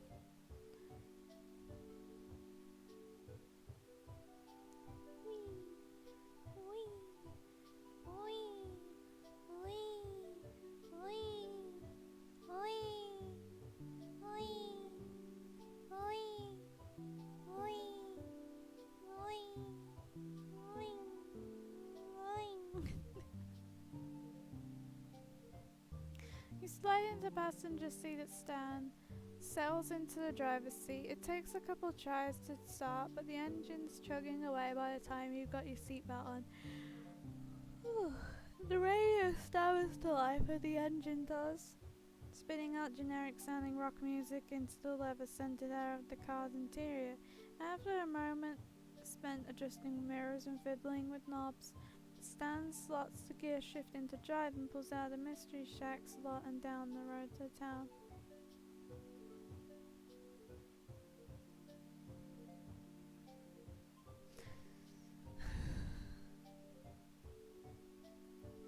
My mouth is dry.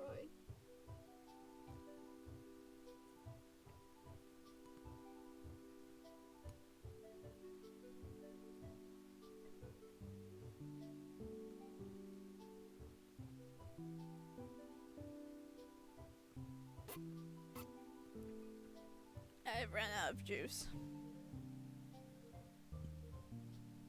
Fuck. Please. Please hold my cup, Bowser. The radio's on and Stan taps his fingers on the steering wheel to the beat of the music while he drives. So, I take it we're not making a trip for milk and eggs. He laughs and glances over to you. Nope. Then where are we going? First stop is to see a buddy of mine, a hunter. I get all the taxidermy supplies from him. So that's where you get your parts from? Yeah? Oh, I just figured you got it from a local farm or something. Do business with those hippies? Not a chance.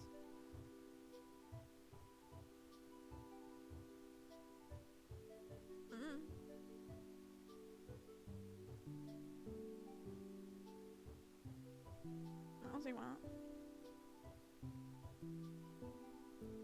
Well, I really enjoyed making that showpiece with you the other day. I had no idea you were so creative. He glances over at you with a poorly hidden surprise, turning almost immediately back to the road and shrugging. It's just gluing stuff together, really.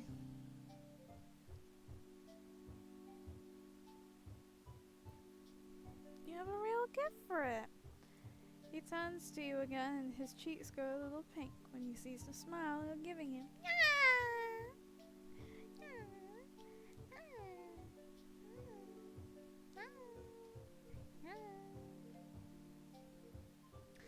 Well, thanks.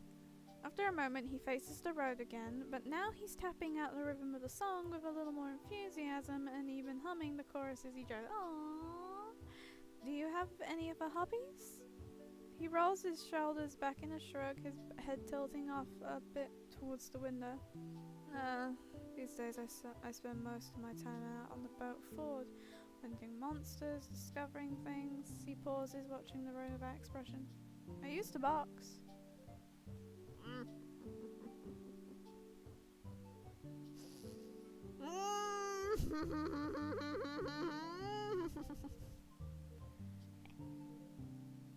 I have no regrets pressing that. I have no regrets.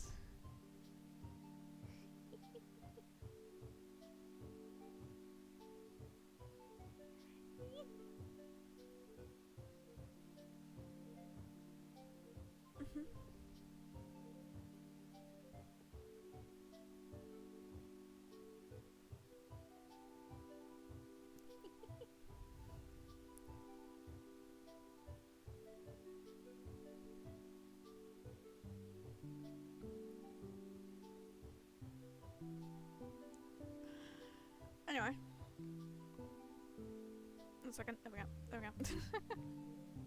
go. He looks at you, grinning again. That's amazing. I wish I had grown up doing something like that. I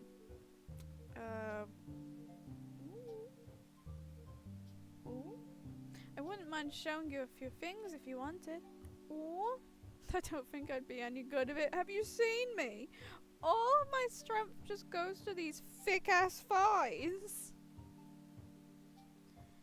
After about 20 minutes of rural scenery, Stan pulls off the road and onto a long gravel driveway that disappears into the woods. Is this the place? Stan nods and rounds a turn to reveal a clearing populated by a trailer home and a couple sheds. Jesus. The trailer is a bit run down and shabby, and one of the sheds looks like it's about one strong sneeze from collapsing. Jesus Christ, I think I know which one you're talking about. Oh great heavens. Not really the place you want to be at night while alone with a guy you practically just met. Oh good god. Don't worry. Be honest, did you bring me here to murder me?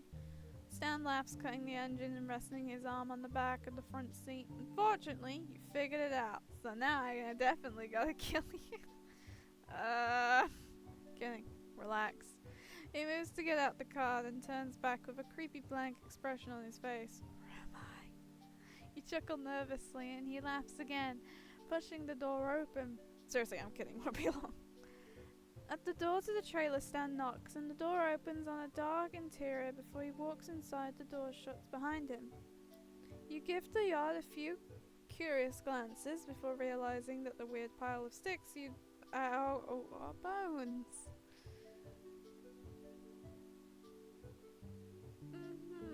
Oh, this phone is so interesting. Where the fuck is my phone?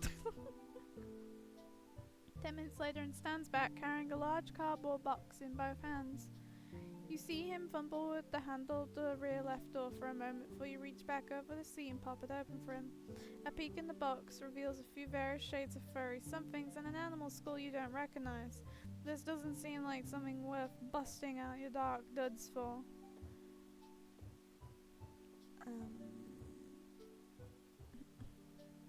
We aren't by any chance robbing a bank, are we?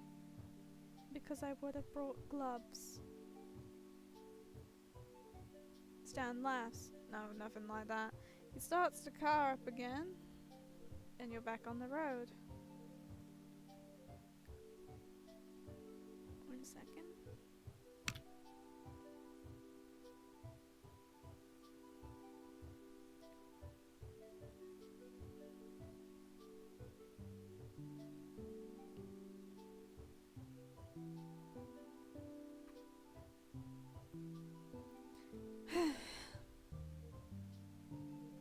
Back at it again, Krispy Kreme. Somehow I'm not convinced. Well, who knows where the night's gonna take us? Could be legal, could be not. That's that a problem?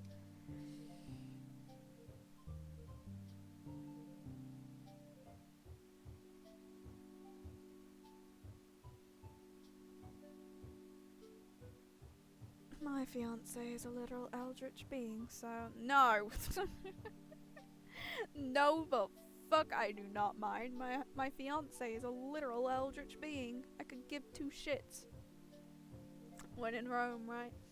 Stan takes the highway and final minutes of the sunset burnt orange and purple ahead of you while the welcome sign for Gravity Falls disappears into the rearview mirror.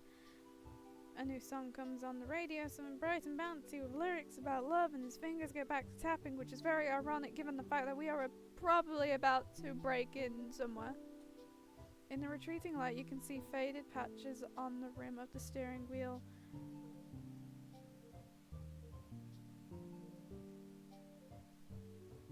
This is just really depressing now. That description is just depressing. Oh god, that's depressing. Passenger seat you sit in hasn't yet taken on the shape of someone specific.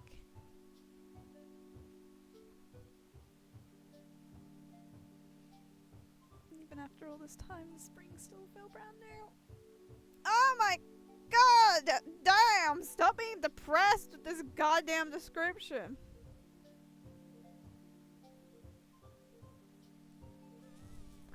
Fucking it. Damn, just making everything depressed, are we? Damn!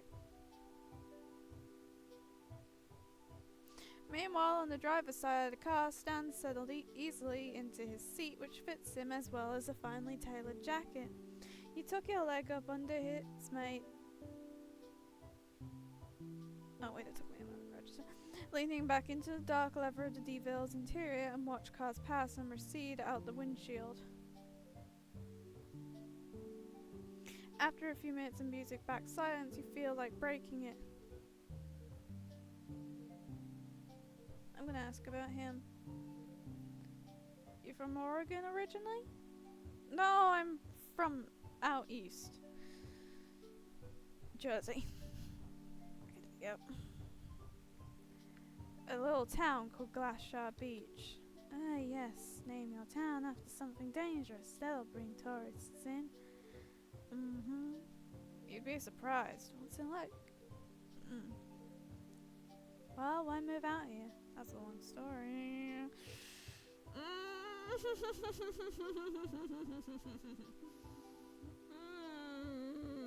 Why'd you move out? It's not like I had a choice! His voice is quiet and he watches the road ahead with an intense focus, but the expression doesn't last long before he brightens and smiles over at you. You don't want to hear it anyway. No, the fuck I don't! You were homeless for 10 years and you probably got SA'd! Probably! I feel like it's hinted at in the website. Twice.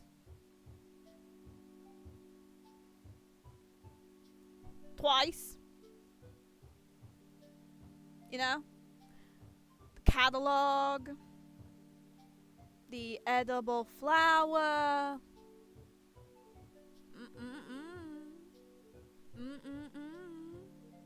My poor baby. Oh, my poor baby. Oh, my poor baby.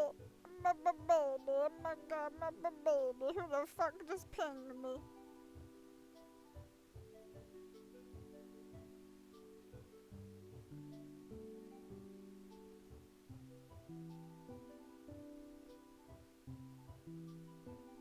Oh my god, it doesn't end. It doesn't end.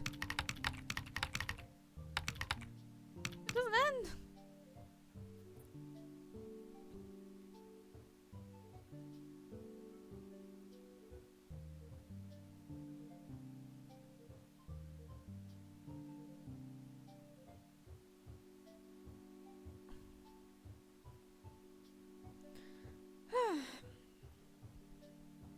I'm gonna ask him about his car. Oh, the Stanmobile here? Stan pats the dashboard affectionately. What fucking balls he does, it's like his phone. Running his hand over the leather interior. I've had it since high school. Oh, don't fucking remind me, bitch!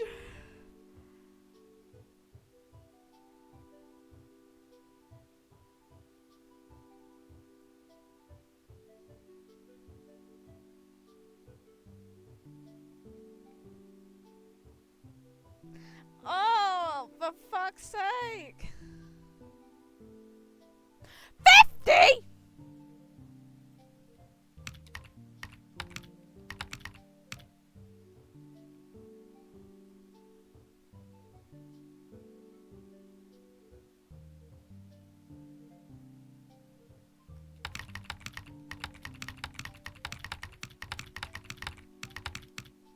$50?!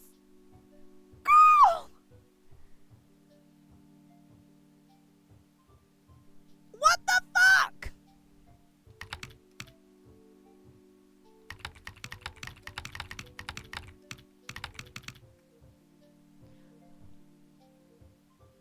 What the fuck?! Oh yeah, let's just sell and adopt without any add-ons for $50! 50 doubloons! What the fuck? Girl, I'm losing my shit. 1 second.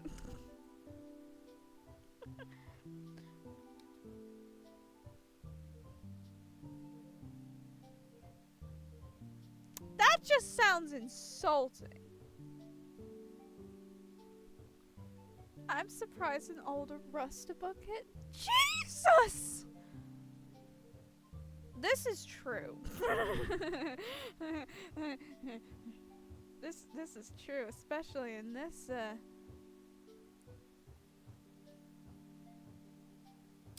especially in these times. Oh lord. Nope, they sure don't.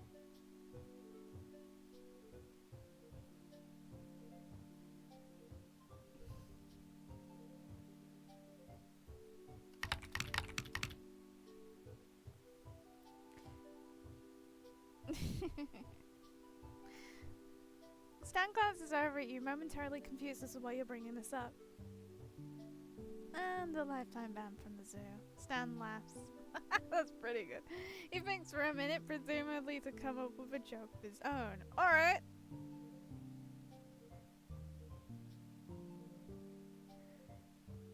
This could go anywhere.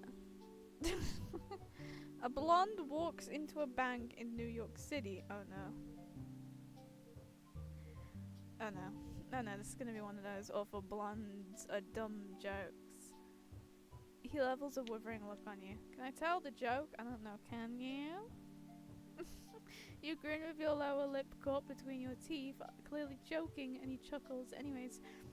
Anyway, blonde walks into a bank in New York. She goes up with the bank manager and she says, I'd like to take a loan out for $5,000 and taking a vacation overseas.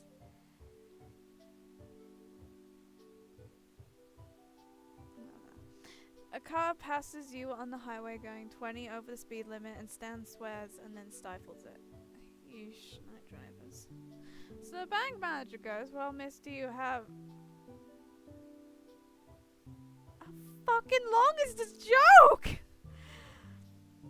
Miss, do you have any collateral? We'd need collateral for that kind of loan. She nods and says she does, and she takes the bank manager out of the parking lot. When she got a $50,000 Ferrari waiting, she says, this is my car, you can hold on to it till I pay back my loan.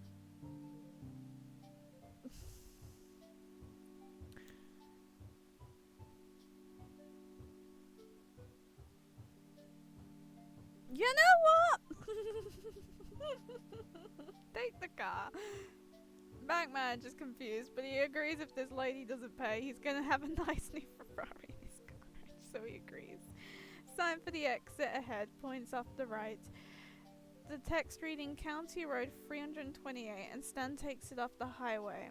So he gives the blonde 5 Gs and she hands him the keys to her car and she heads off to Europe. A month later she shows back up at the bank with the 5 Gs and the interest for the loan, which figures out about $15. Stan continues turning down an unlit gravel road, the headlights casting spooky shadows through the trees. The bank manager takes repayment for the loan and the interest and has one of his employees bring the car out in front of the bank for the blonde. Out ahead on the road, a deer turns its face to the car and then leaps across the road. It disappears into... How long is this joke? Fucking hell. Just before she leaves, the bank manager stops the blonde and says, lady, I'm real confused here. You're clearly loaded enough to afford this car and you pay back the loan, then some. Why take out the loan if you're so rich? And the lady turns to him, runs a hand through her hair and says, where else can I park my car in New York City for 2 weeks for only $50?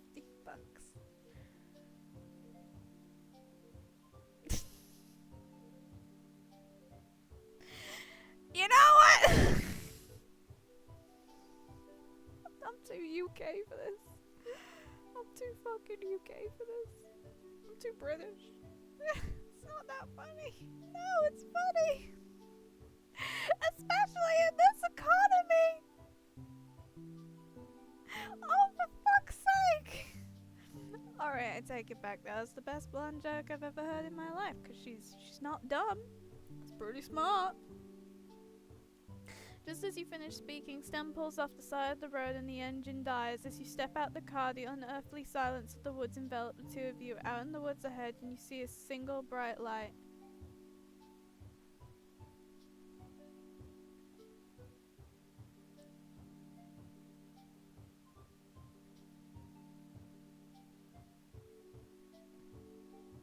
Is this the place? Just about. He follow him back towards the trunk.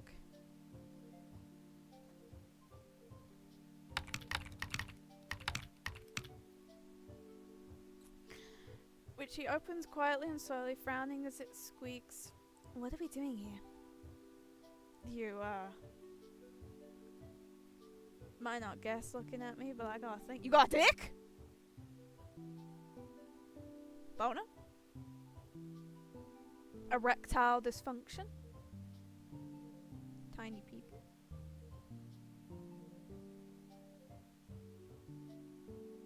You got a pussy! Oh my god, he's got a hoo-ha. Oh my god, he got the vagina. Oh my god, he got a womb. We can get this man pregnant?!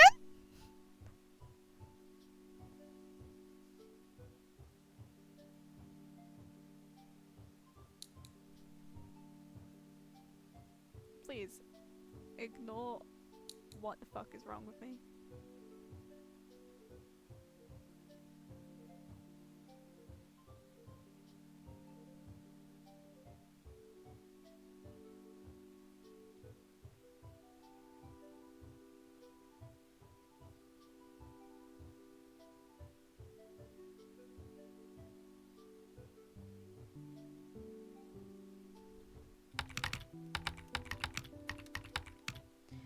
Don't question me.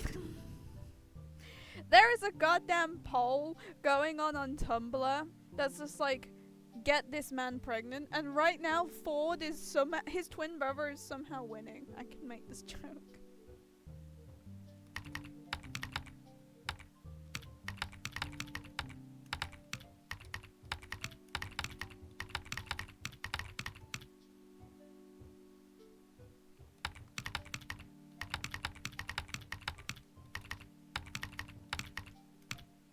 Okay. The two of you stare at each other for a moment and he looks a little nervous. For art. He's me! Oh my god! Oh my god! He's me. Yeah, I do too! Yay! Yeah! Yay! Yippee! I'm so happy! Yay! Oh my god! Yippee! Yay! He brightens, smiling in the dim haze of the trunk car. Well, this jump up this hill has won by this artist, Gustav Klunig. Is that supposed to be a reference from something? I don't know. Snuck it from right out under me at an auction. Why the fuck do I think someone is next to my arm? Been trying to buy it off him for years, but the jerk won't sell no matter how much I offer him. And trust me, you meet this guy, you know it's out of spite.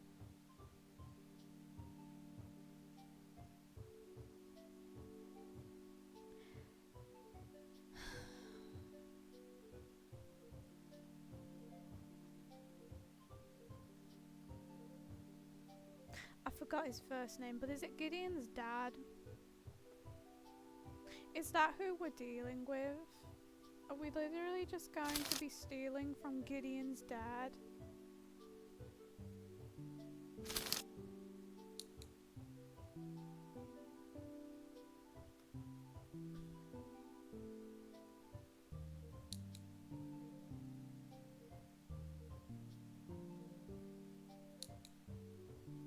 It just sounds like we're gonna be stealing from Gideon's dad.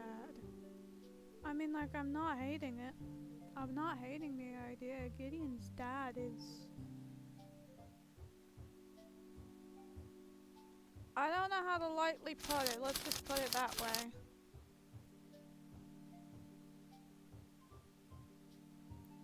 Oh, I got that twice.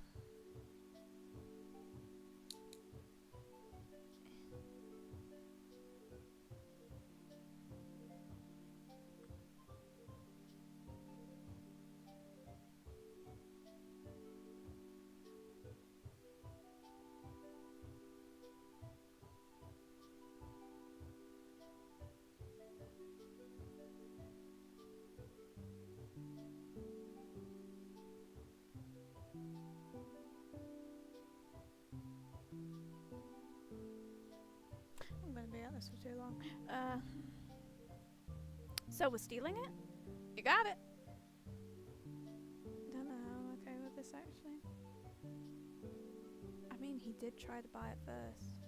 Frankly, I'm surprised you haven't done this sooner. Yeah, I'm surprised you haven't.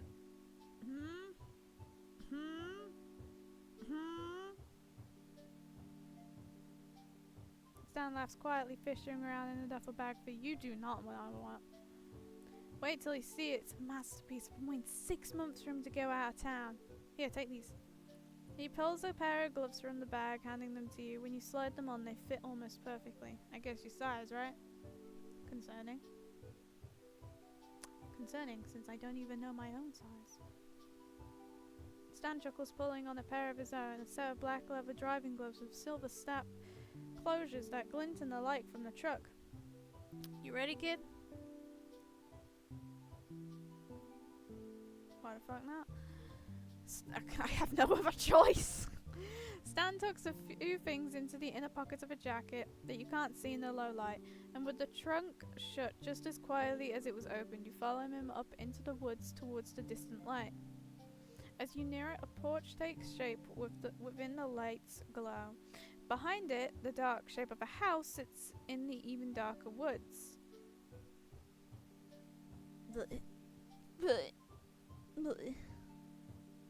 I'm dying. Give me like 20 years.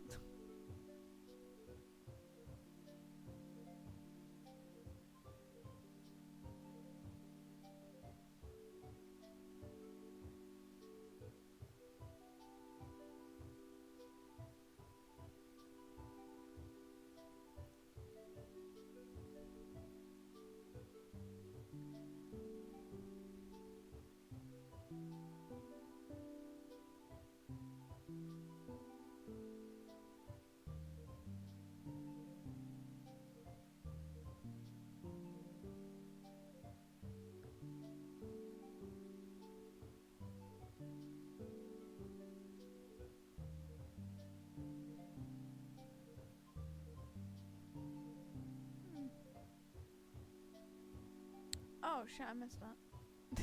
Stan leads you past the front porch and around the corner of the house to a set of stairs that appears to lead into a basement. Concerning. Ah, this is my favourite part, going into someone's basement and hoping you don't get trapped in there forever. He withdraws a small black shape from his pocket and something that looks like it might be a pen.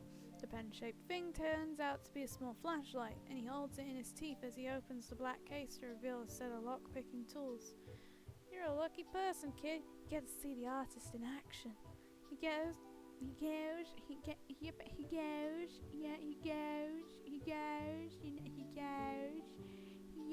you know, he's your boy, he's a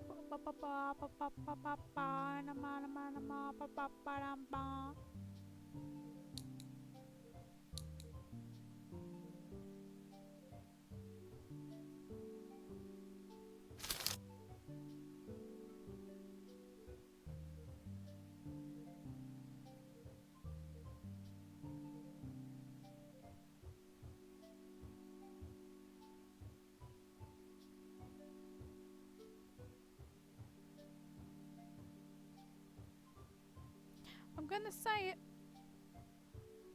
Don't know how to English. Feel like that's obvious there.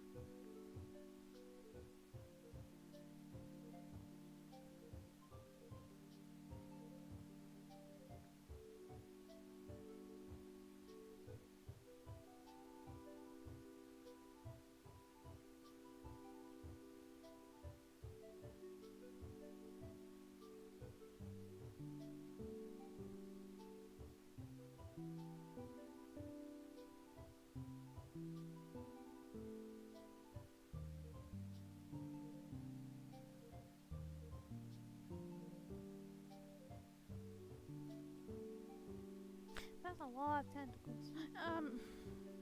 It's just a lot of the word tentacle. Jesus Christ. What the hell? He gets to work inserting one tool in and wiggling around, wiggle, down the bottom of the keyhole and pulling it out another and poking at the innards of the lock with it.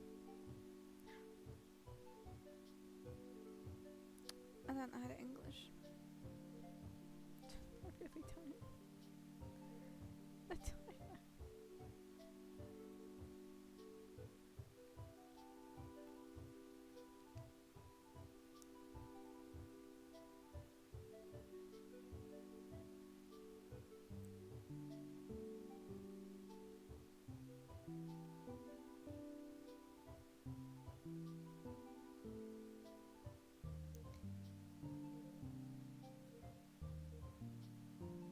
I have so many questions. What is happening?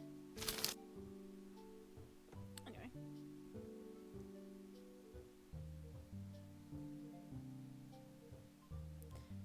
You glance around in the darkness as he works, half expecting to get caught before you get anywhere, but the lock clicks and Stan stands, opening the door for you with a flourish. That was cool. I don't know how to do that for shit. My fingers, they weak as fuck. He beams with pride and he smiles politely as you step through the door in front of him. The basement isn't lit. It smells like dust and mildew. The air sour, wet dirt and mold. Stan moves past you into the dark, his little pen flashlight still lit. He leads you through a cobwebby laundry room and towards a door across. On the bottom of a set of rickety wooden stairs. Wait till you see it, kid. He picks the lock off this door just as quickly as he picked the last, and the door creaks into a dark room with odd flooring, barely lit by Stan's flashlight. I'm trying so hard to read this, I swear. Stan goes first and you follow him in. He hits a light switch, revealing a beautifully designed gallery with plush carpets and gleaming wood paneling full of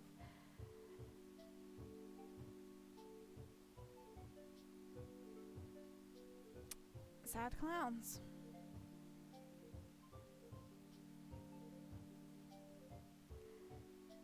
It's just sad clowns.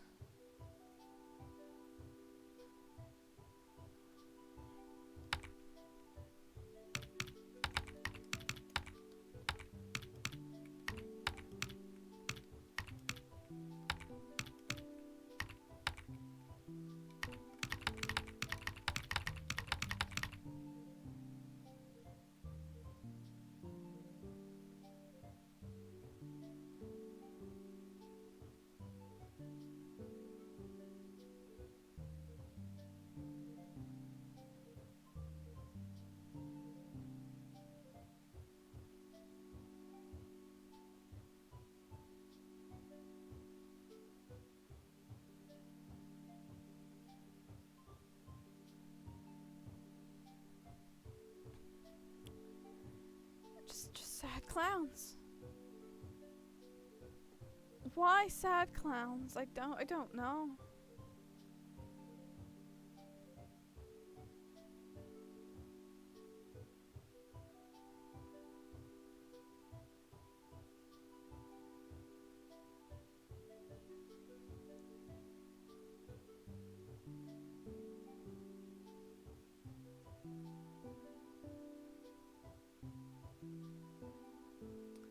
Could have been anything else.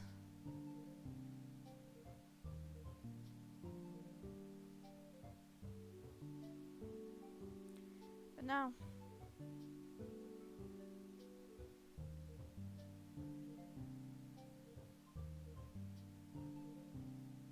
Fucking clowns. Stan looks more excited than you've seen him yet, his arms crossed over his chest and a warm smile on his face. Can you believe that hillbilly chump has a collection like this? You shake your head slowly, still looking around the room with wide eyes.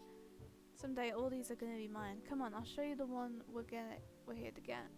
You follow him to the back of the room and he stops in front of a large painting of a clown with bright red lips and blue circles on his cheeks.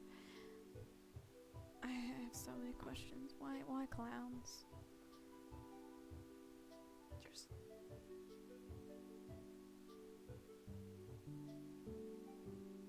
Just why clowns?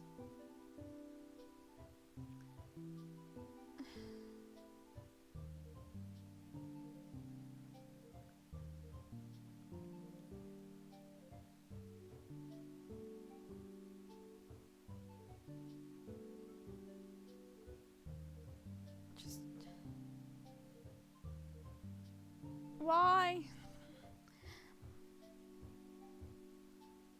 His neck ruff droops sadly and his costume is dingy and worn. What do you think? It's beautiful.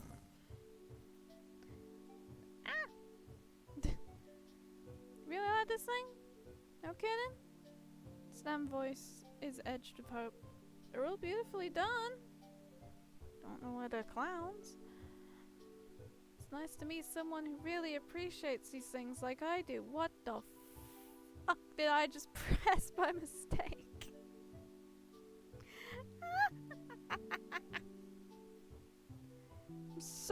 I'm so gobsmacked by how many fucking clowns there are in the background. Oh, why not? This is a masterpiece. Oh shit. The way the artist has captured his pain, the way the framing makes him look small and pitiful, even though he takes up most of the canvas, the juxtaposition. Why? Jesus Christ, this is like going to an art museum and just saying random bullshit to sound philosophical. Yeah. Well, let's get this thing off the wall and out of here. As he works to get the cluning down off the wall, you wander the room looking at other paintings.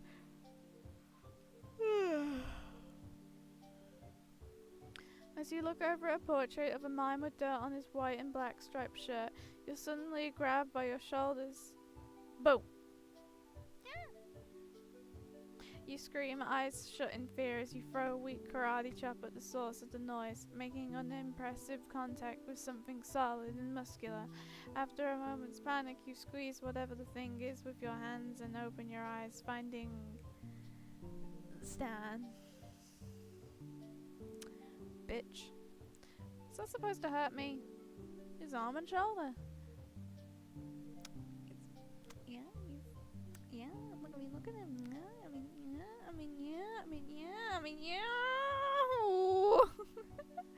Yeehaw.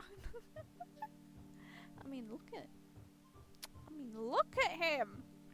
Damn. He laughs, apparently very pleased with himself for scaring the absolute life out of you. I hate you. You need those boxing tips even more than I thought. You couldn't defend yourself from a fly with moves like that. Bitch.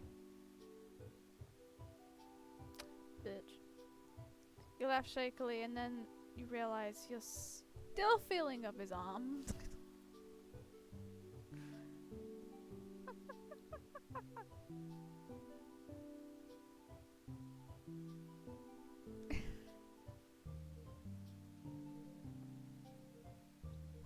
Sorry about that.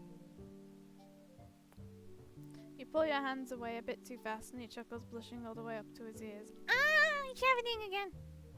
Gimme.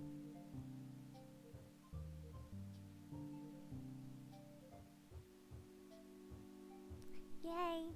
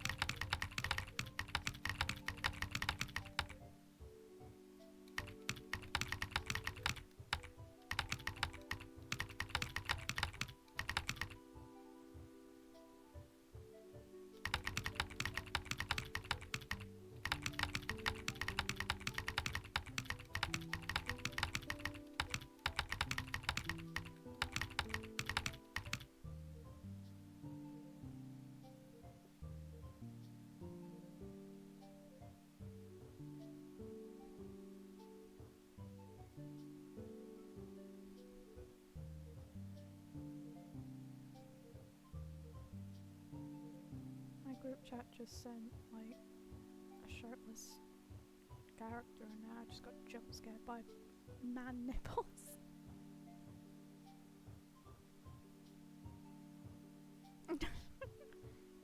No problem, kid. He clears his throat and the silence between you begins to grow awkward before it's interrupted. Upstairs in what?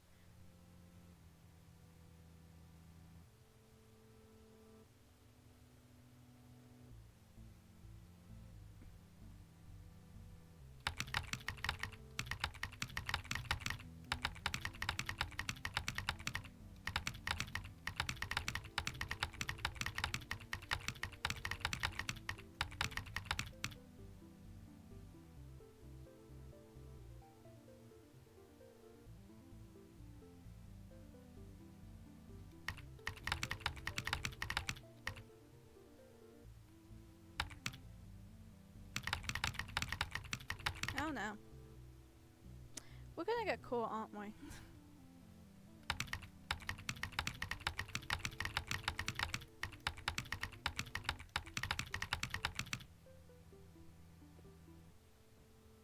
Upstairs, in what is supposed to be an empty house, you hear footsteps crossing towards the door to the basement. Stan apparently hears them too, a sudden series of expressions crossing his face from shock to confusion to terror and finally turning on indignation. I don't know how to pronounce some of these words, get ready for that. He quickly takes you by the arm, whispering harshly in your ear as he drags you towards the entrance to the clown room. The clown museum. The clown motel, it's got a bunch of clowns! Oh shit.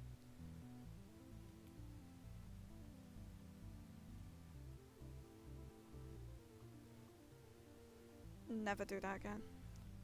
Keyboard, never do that again.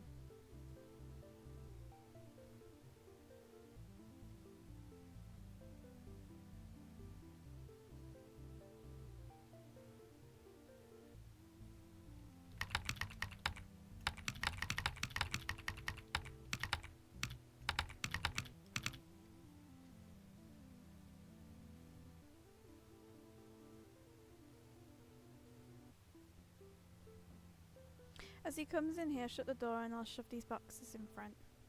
You nod, just as a line of light from the top of the stairs blooms into a wide swath. You and Stan duck behind.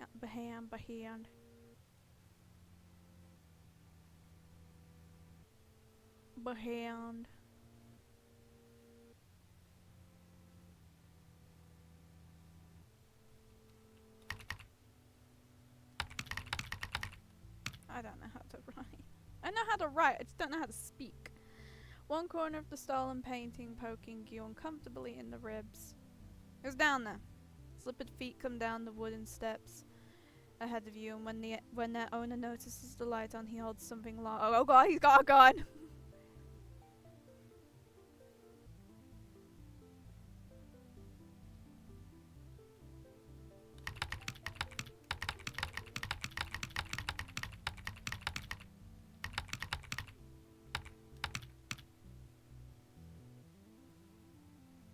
Pines, is that you? I swear to God, I'm gonna. Oh my god, what the fuck?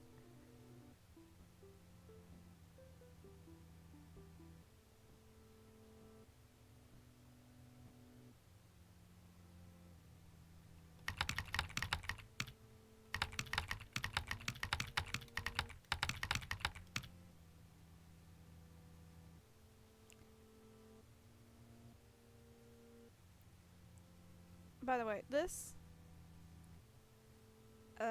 context, I am trying to help staff with finding where this is traced or heavily referenced from, because this artist is tracing and heavily referencing and has done it for multiple DOPs and customs and all that, and I'm trying to find where they could be taken from, and it's harder than you think.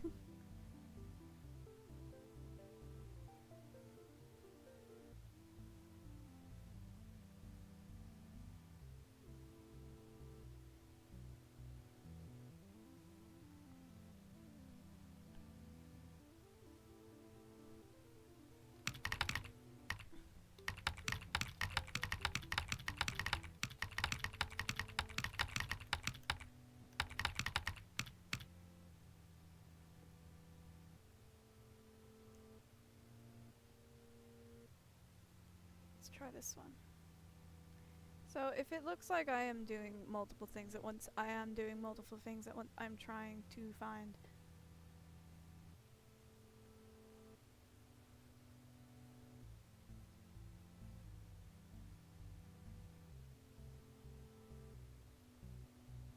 where that could be referenced off or something from, like, the very little things that I can do with my resources. I'm trying.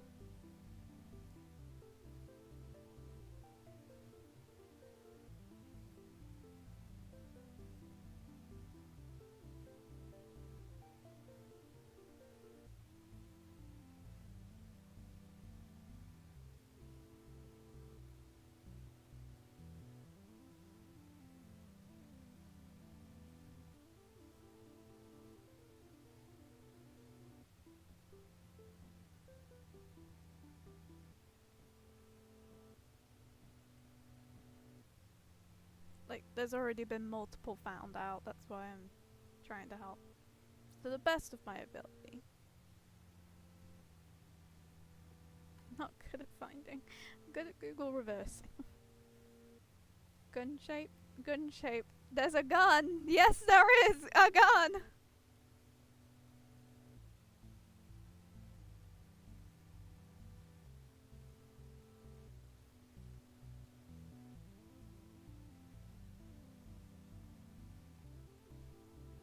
There's a gun, bitch!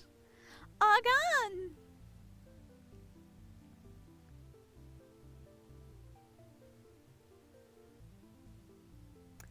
There's a fucking gun! You dumb bitch! A gun!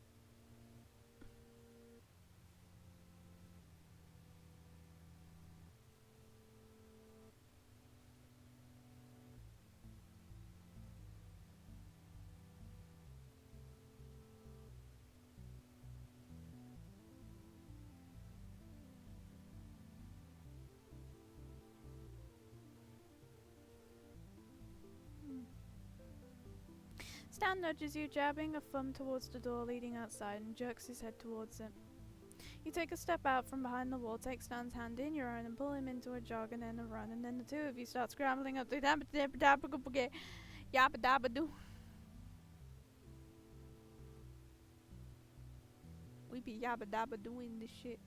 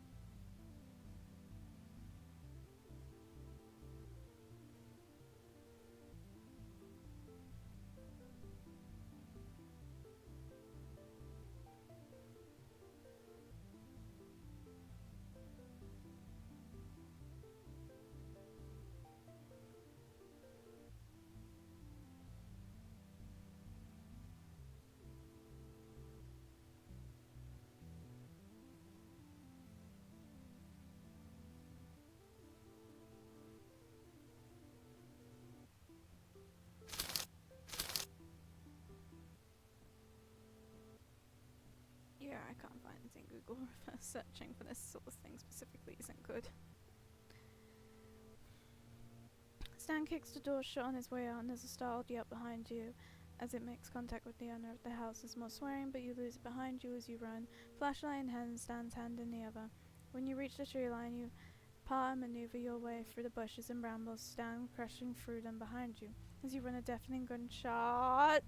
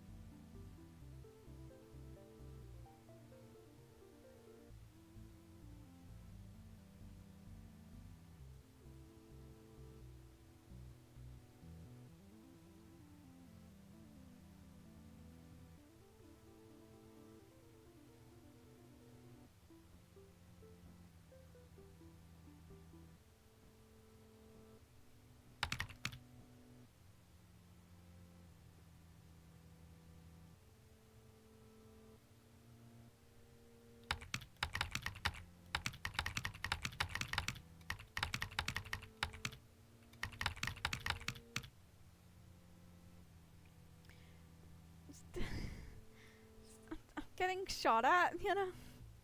So let's run for it. You think? No shit. No shit. I'm gonna get shot.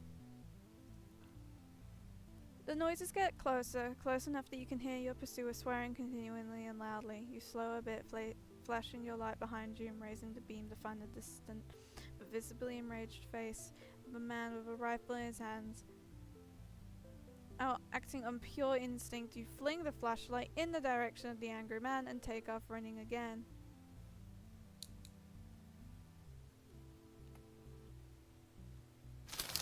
One second, there's another one that they showed. Let me try with this one.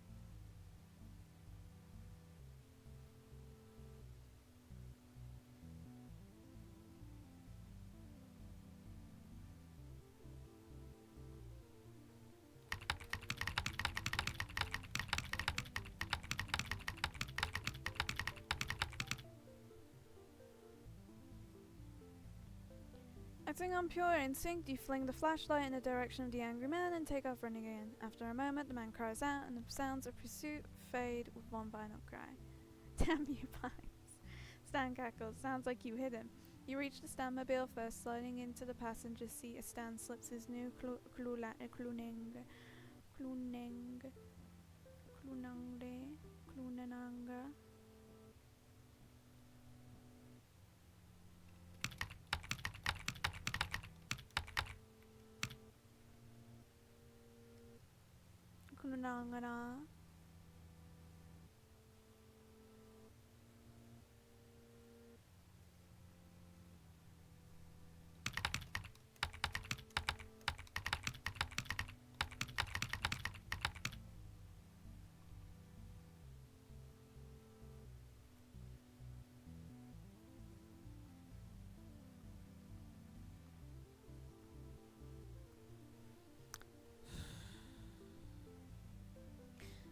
Into the back seat before joining you in front. Both of you panting and huffing, Stan hurriedly starts the engine and pulls off. At the next driveway, he does the fastest 3-point turn you've seen in your life, and then peels off down the gravel road and screeches out into the highway. Stands quiet for a second before letting loose into a wild, triumphant laugh. Thought he was gonna catch me that time for sure, and then shoot you? Yeah, did he just try to shoot us? Stan nods, still casually nodding. Yeah, he was about to shoot the shit out of us. What do you mean? He lets out a long, loud sigh, his white-knuckled hands at 10 and 2 on his steering wheel. Yeah, that was... You okay?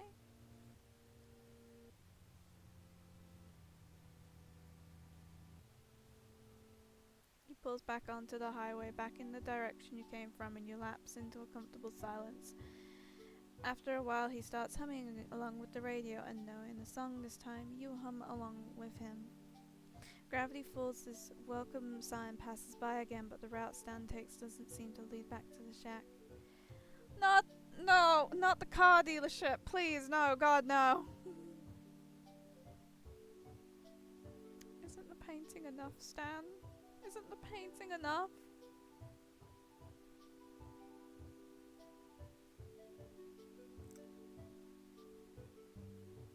Isn't it enough, Stan?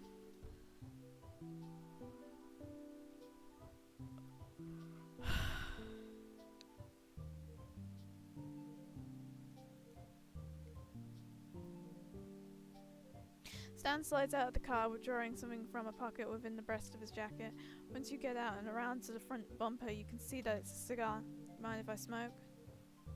No, go ahead. It's not. You're not giving it to me, so I don't give a shit. Thanks. I don't like smoking around the kids, you know. I'm already a bad enough influence.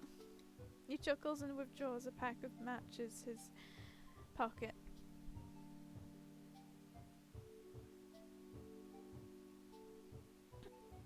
He chuckles and withdraws a pack of matches his pocket. Did they forget the word from? And his face is bathed in the light of the flame. From your place, a ways down the road, Stan surveys the lot, eyes sweeping back and forth until they land on what looks to be a Don't blow the place up, please. Where are we getting? What are we getting? Sorry. New drive belt, spark plugs, a couple of other things I can't remember the name of and aren't worth explaining. It won't take all night though, right? He shakes his head, taking a long drag from the cigar, smoke rolling off his lips and into the night. You lean back against the front bumper of the car next to him and stuff your hands in your pockets. There isn't much light pollution around here, so the stars are bright and numerous above. Provided your car gets fixed up, this might not turn out to be such a bad trip. You take a deep breath in through your nose, smell of sweet, heady cigar smoke and crisp night air filling your lungs. So, how are we doing this? We gotta get rid of the lights. Doubt Bud's clever enough to have night vision cameras. He laughs a bit as he speaks, smoke blowing out into the night with each individual laugh. But we cut the power to the whole place and the camera's gonna be gone anyways. So we cut the power, find a car that same make and models as yours. I dig out the parts your car needs. Now maybe an hour and a half tops. I don't get paid enough for this shit. I don't get paid enough at all. I don't get paid at all. What the fuck am I on about? I can get the lights.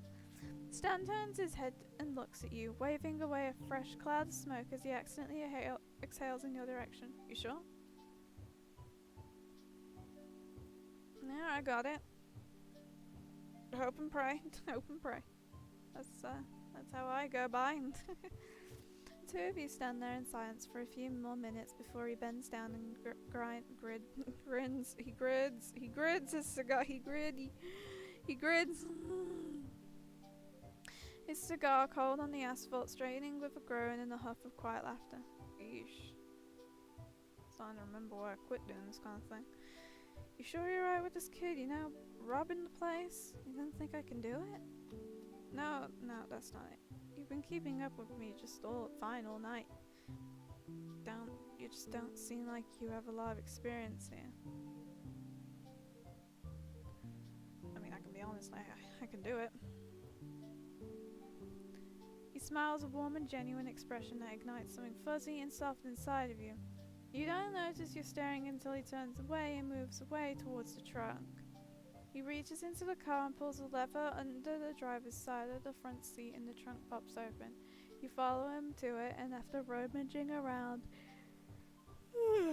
in the contents for a minute, he brings out a pair of pliers.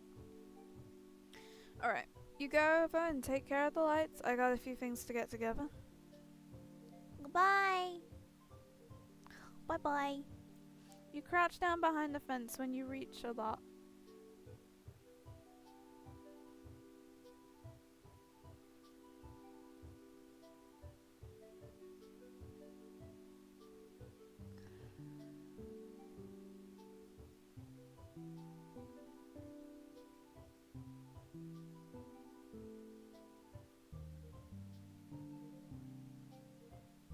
Checking Discord, sorry.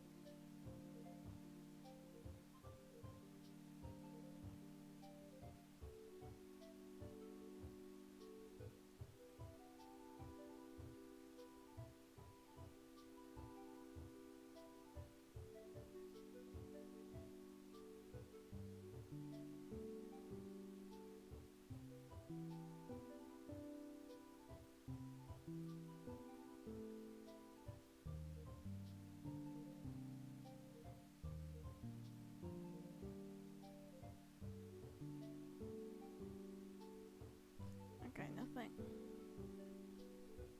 Crouch down behind the fence when you reach the lot, scrambling along in the shadows until you reach the dealership's main building. With a peek over the edge, you see that the wall of the building is resting in shadow from a formerly placed streetlight.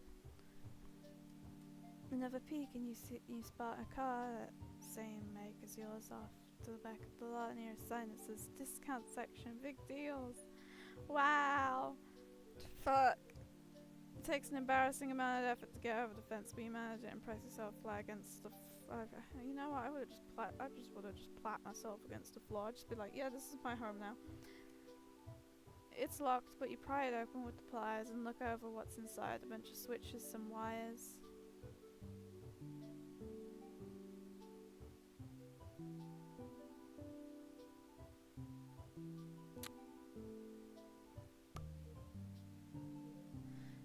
I don't know.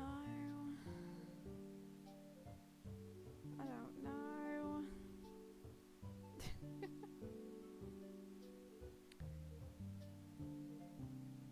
What would it be? Is there like a specific one that we have to press, or is it like any?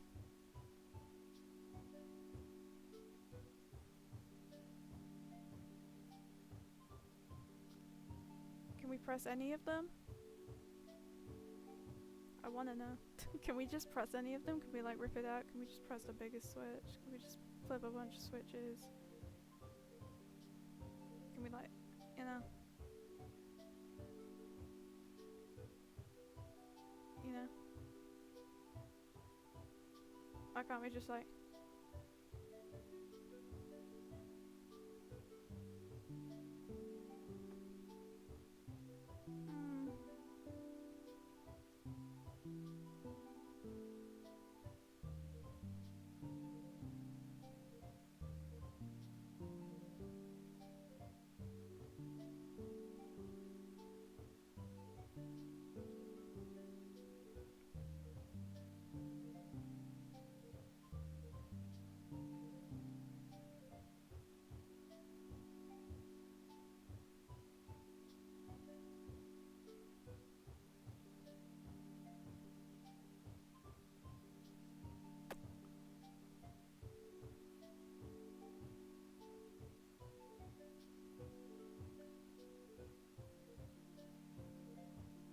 I don't... Do I have to press like a specific one? I don't know. Do I? I'll just I don't fucking know.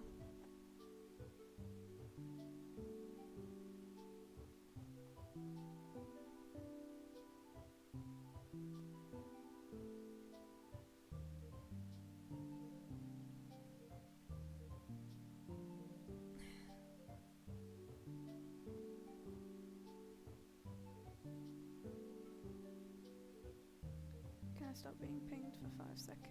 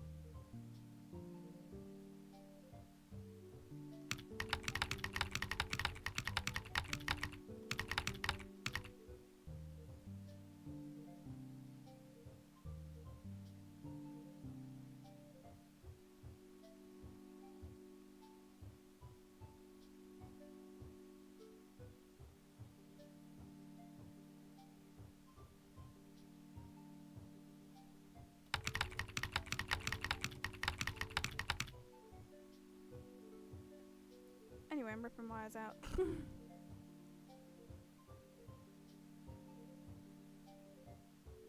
Oh, did nothing.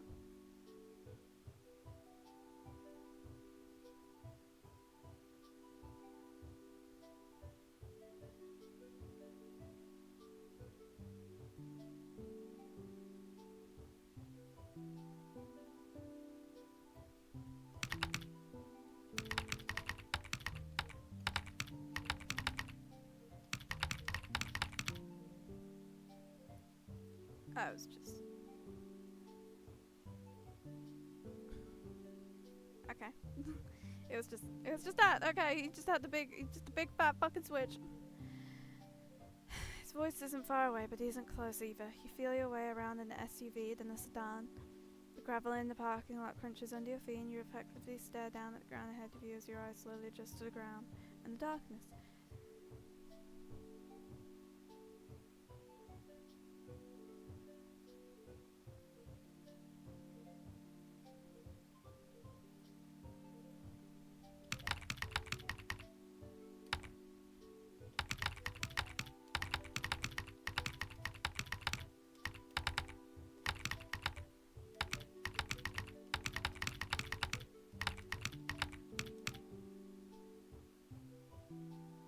Out ahead of you, a flashlight turns on and scans the lot until it finds you. Found ya! He sounds amused, probably at the way you're standing with your arms spread wide over a sleek, modern sports car.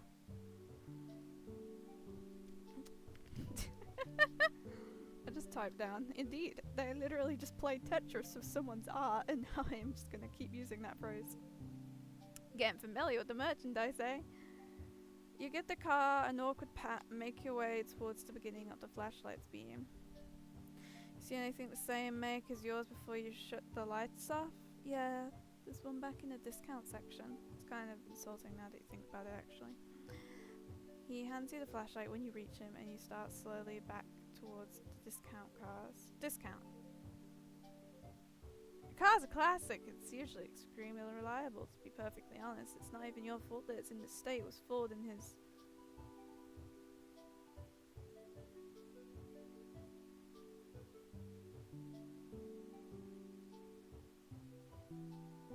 whatever it is. Well, since that one's also confirmed to be traced.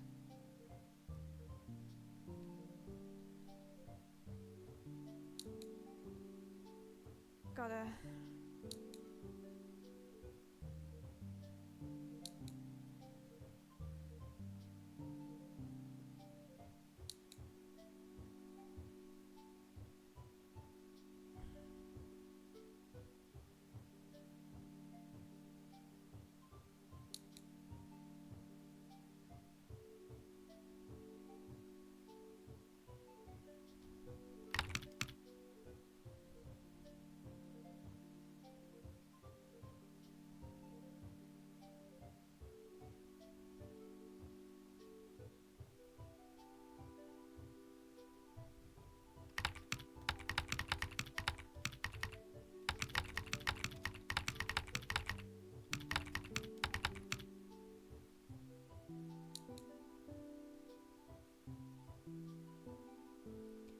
Interesting.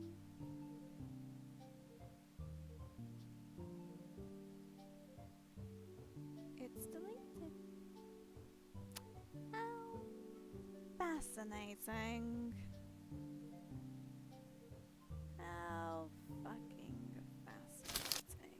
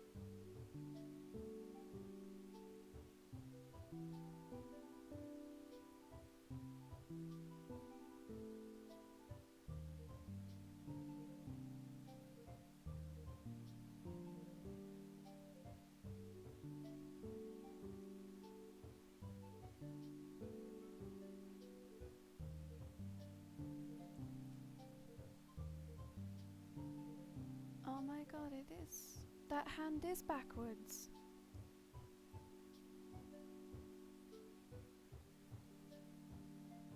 And at this skill level, that should not be possible to be doing normally.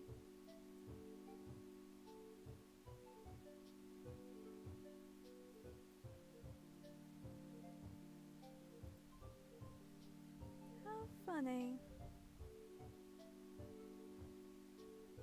How fucking funny. It's gone.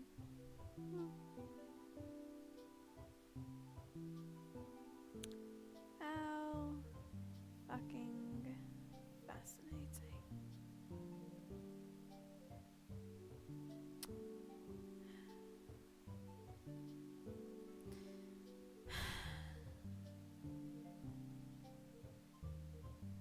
The link suspiciously doesn't work anymore. Of the tracer. I'm sorry, I'm just giving you like lore.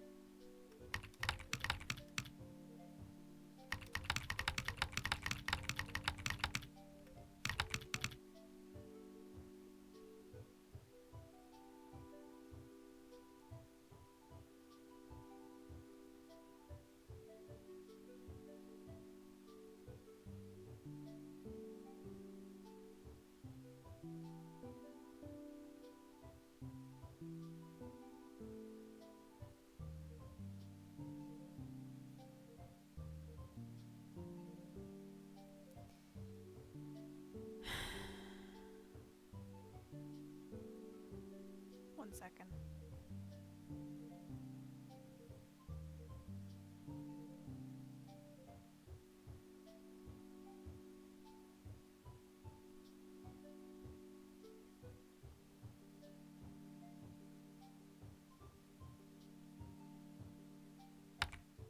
I swear I will continue it after I've done this bullshit. It's just so annoying.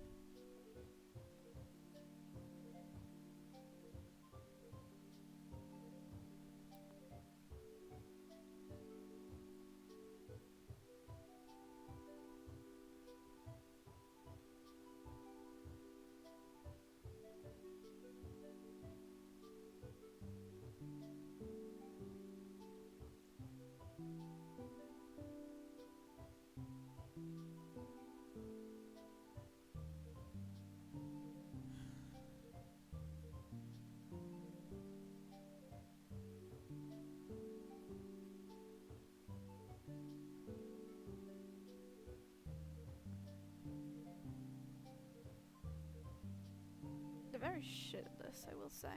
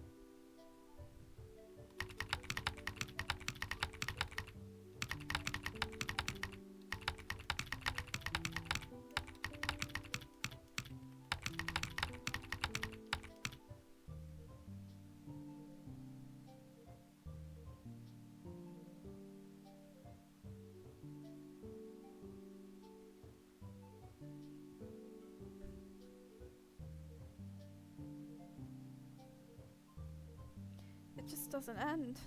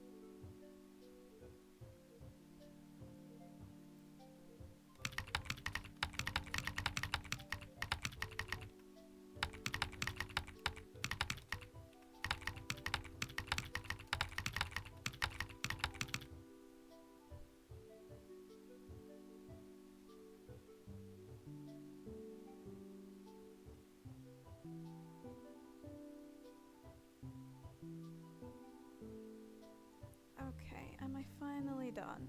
Can I please just continue this chapter?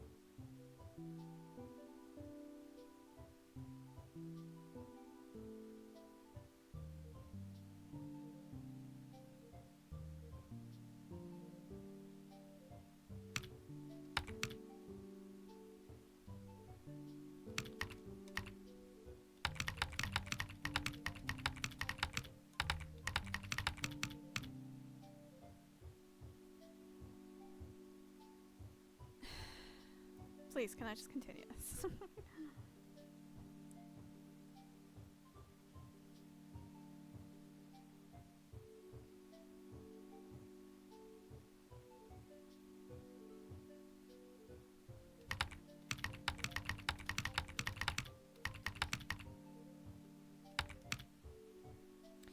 You're deep in salty thoughts when hands suddenly grip your— oh, they over here, my titties. Not the hawkers. Who are the dollars? My titties. Oh, my titties. I'm checking. 1 second, I'm checking. Yeah, the ribs are a little bit below the tits as well, but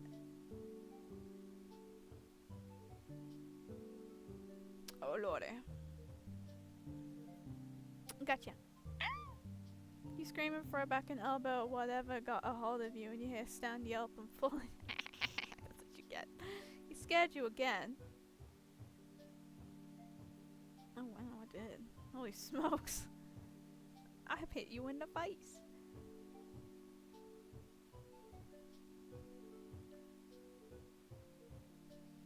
You turn your flashlight to where you heard him fall, and you find him with a hand cupped over his face. Oh no, I made him bleed, oh fuck! Yeah, I deserve that one. No! Yeah, you kinda did, but like, no! I made you bleed! Oh shit, I'm really sorry. No, I'll be alright, just help me up.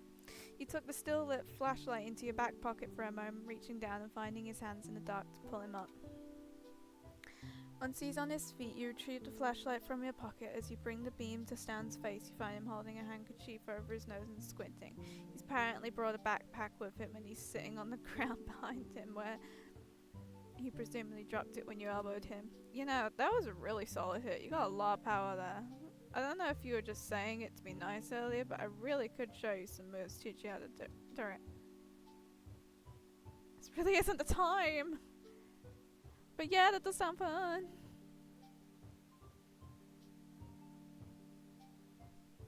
He removes the hanky from his nose for a moment, gently prodding at the bridge of his nose with a finger and frowns.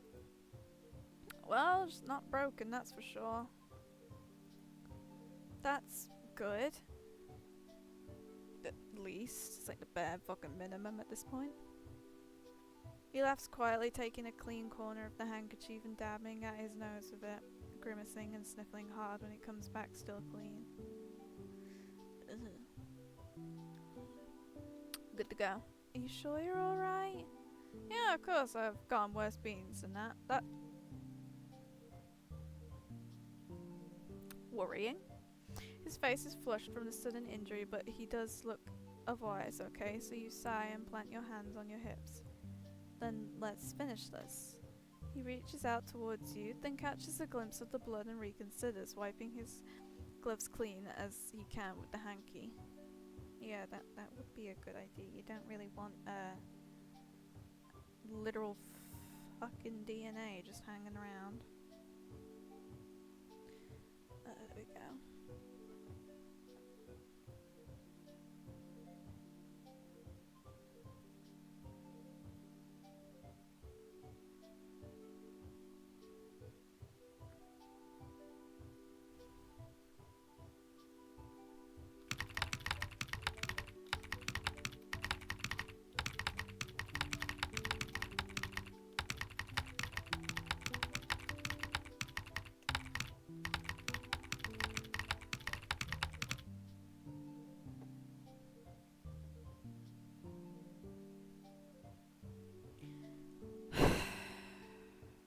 When you reach the car you spotted earlier, he pops the hood and drops his pack on the ground next to the bumper, unzipping it to reveal a jumble of various wrenches and tools.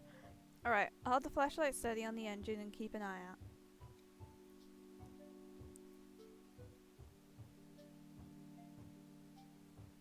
I'll keep a lookout. It doesn't take him long for him to get what he needs from your car. Okay, then what's this one?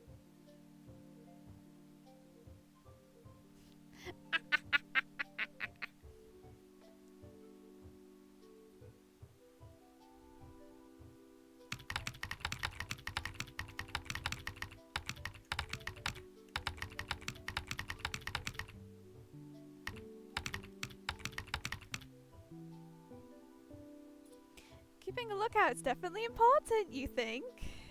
As he rolls up his sleeves and exposes his sturdy, well muscular forearms. Wow.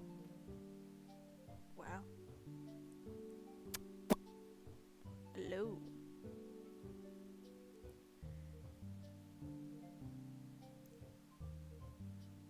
Hello. Hello. Deeply set apart. You catch one glimpse of skin before you hastily turn your attention back.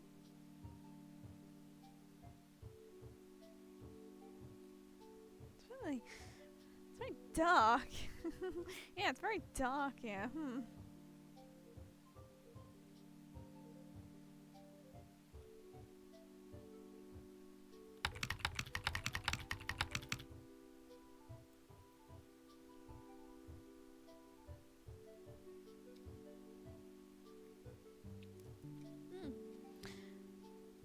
As you feel blush spread all over your face and all the way to your ears.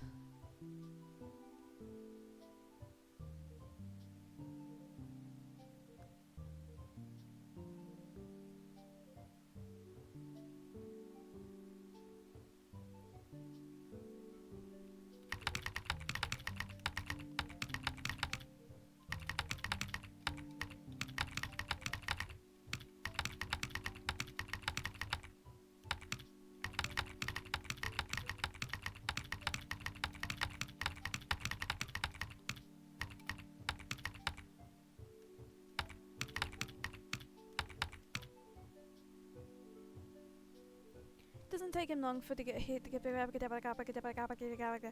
what he needs for your car, shutting the hood and setting his pack on it as he stuffs parts into it. That was quick.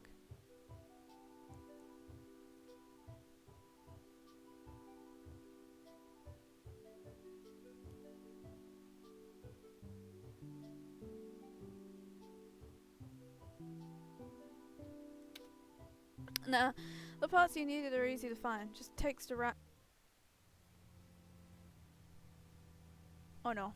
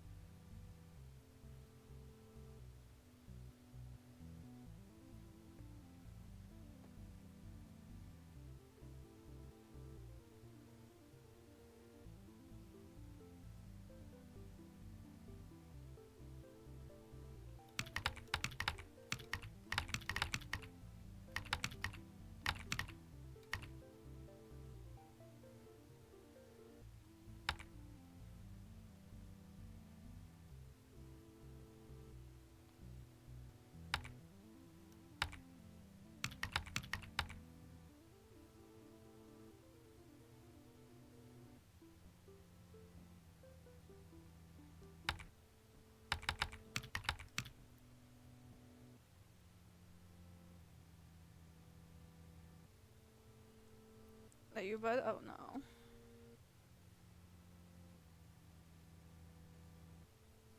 Beam of flashlight finds you both and Stan turns around quickly, leaving the bag behind himself on the hood. Yeah. No.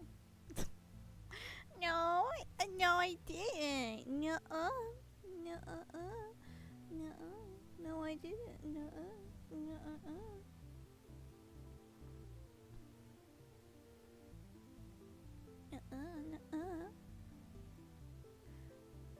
Bro looks like a fucking child being disciplined right now.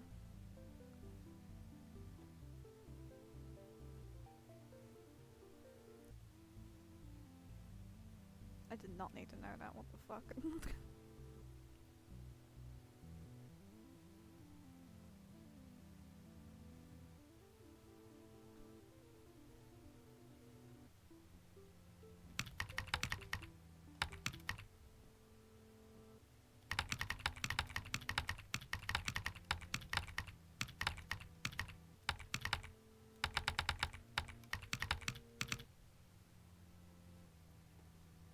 Stan inches closer to you until your shoulders touch, and behind you he pushes the bag into your hands before lowering his voice to speak to you. Run for it.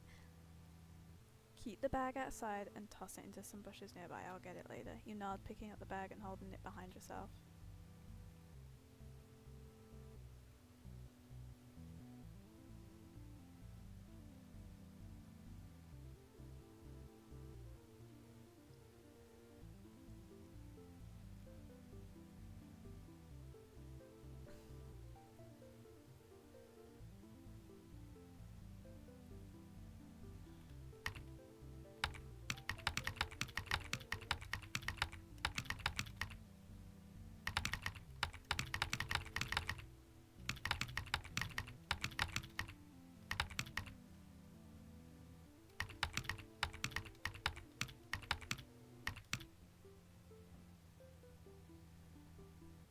Flashlight by the road moves closer and you slowly scoot away from the car and backwards.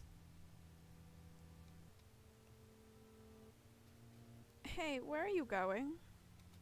You move backwards a little faster, still keeping the bag out of sight, and when the light leaves you to check on Stan, you make a break for it towards the back fence, throwing the bag over it ahead of you.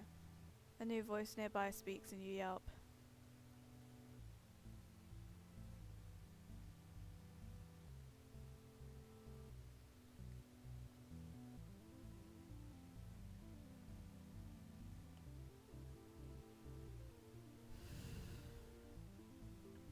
Hey, where are you going, burglar? You're under arrest for burglary. There's a shout from Stan behind you, and then a heavy thud, and one of the car alarms starts squealing.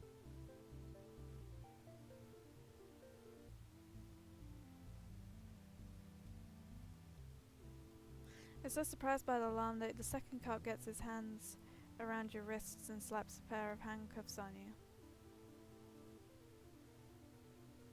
You better quit squirming there. We caught you fair and square. Oh, come on. I saved the town from an interdimensional demon. Give me a break. Sorry, Stan, we got a job to do.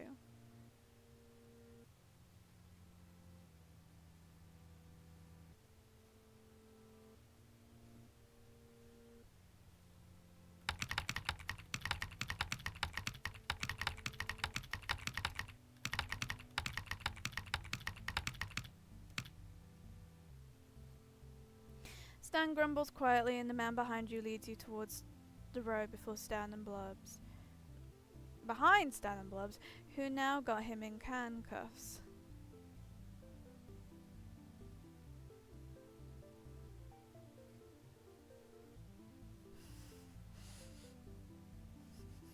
What the fuck?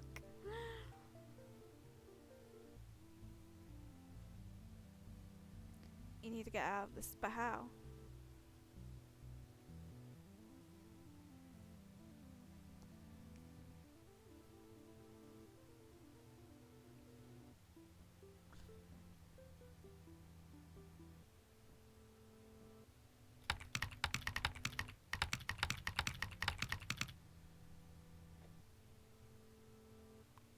Okay, get the gun!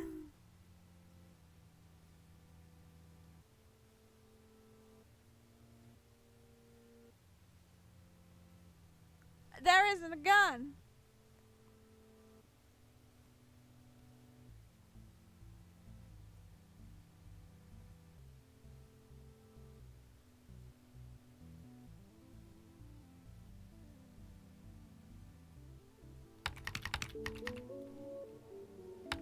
You fucking...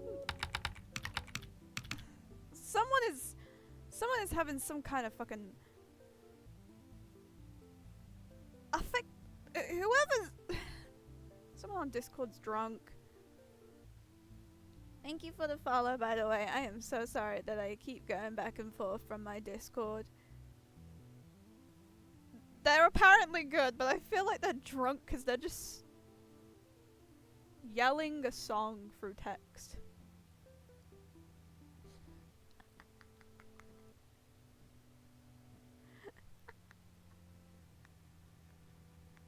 Someone in staff.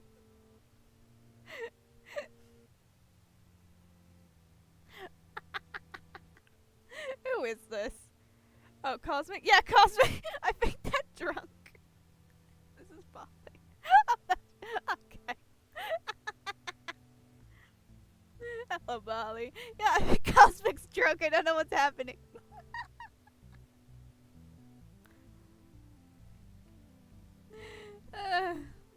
I hope I'm near to the end of this chapter, because I've been at this for over 3 hours now. Because, like, Jesus. Why is this one singular chapter so goddamn long? Oh yes, because I keep getting distracted, but like still. When something moves between your fingers, you grab it, bringing back, well, you're not sure what it is, but it feels like it might be keys, so you slip it into your back pocket. So, yeah, yippee-ki-yay. Can I stab someone with it?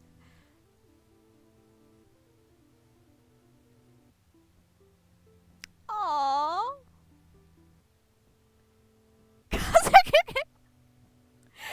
Hey! Discord is drunk. Shut your bitch ass up. What are they even singing? What even is that song? God, wait, what? I just said someone's drunk. I didn't say the name. It was you. You said the name. I don't know. I never said that name. Nuh-uh. You were the one who called the name out. Nothing.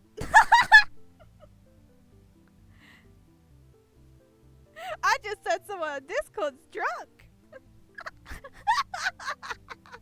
Keep singing, bestie.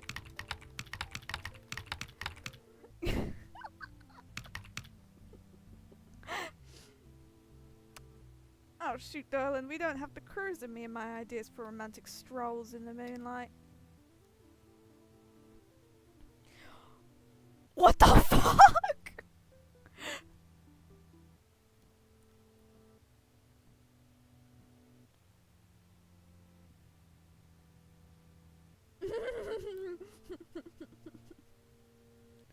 What is happening? This is like my group chat, but without the NSFW. What is happening? Oh my god. Oh, why don't we just command Stan's car? You mean the command? You mean commandier? I don't know. Edmund Derlin, you are an absolute delight. I cherish having you as my life partner. Aww. I know we're getting arrested, but this is just wholesome. What the fuck? The two of them push you and Stan into the back seat of his car, crowding you in with the Kluneg. Stan grips it protectively, muttering under his breath about the fuzz. I'm gonna. Good night. Good night.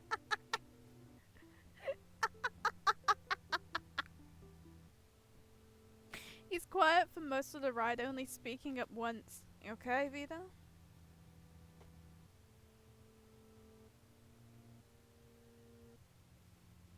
He falls silent after you respond and stays that way all the way back to the station.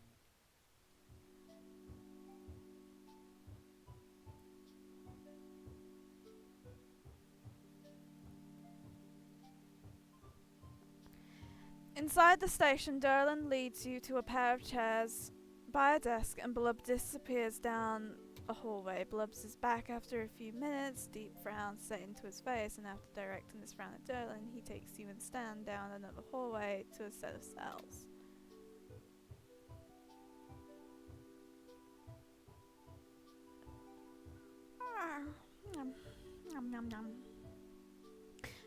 At first, he withdraws a set of keys and opens the door. You and Stan are uncuffed, and with a solid and somewhat alarming clang, the cell door is shut and locks.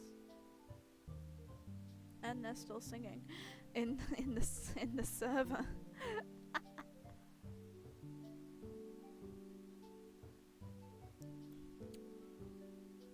You two better get comfortable. We'll get your prints in the morning. Stan grumbles, settling down onto one of the provided bed bunks, and you sit down on one next to it facing him. He peels off his gloves, tucking them inside out into his pocket, and fiddles with a loose thread on the thin wool blanket on the bunk bed. Through the door at the end of the hallway, you hear Dylan say something about fancy black finger paints. Huh? Here in the bright fluorescent lights, you can see that he still has a bit of blood smeared under his nose and on his chin, and you feel a flush of embarrassment when you remember that you're the one who did that to him.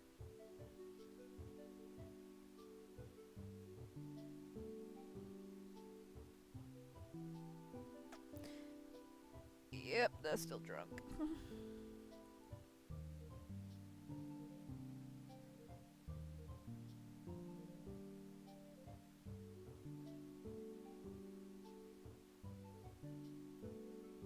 How are we gonna get out of here? Stan shrugs, crossing his arms over his chest and flopping back onto the mattress. I don't think we can, kid. I'll see if I can convince them that you got hypnotized or something and they're coming along with me, keep you out of trouble. Listen, if you're going down for this, then so am I. He laughs quietly, propping himself up on his elbows. You don't want to get in trouble with the law, kid. Trust me, this isn't my first time spending the night in jail, not by a long shot. Sounds rough. Yeah, well, so it goes. This won't be so bad compared to the 5 years in a Colombian prison. Oh, sweet Jesus.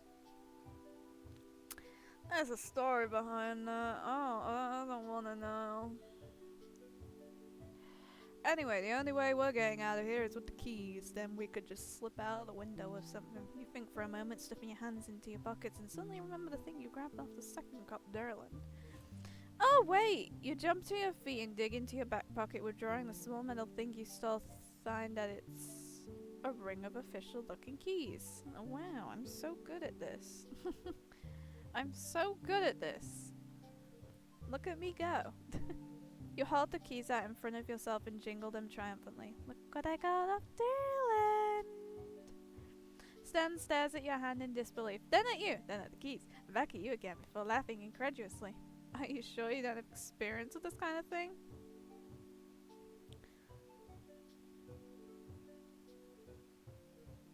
Why the hell is the server now talking about cannibalism? What the hell is going on?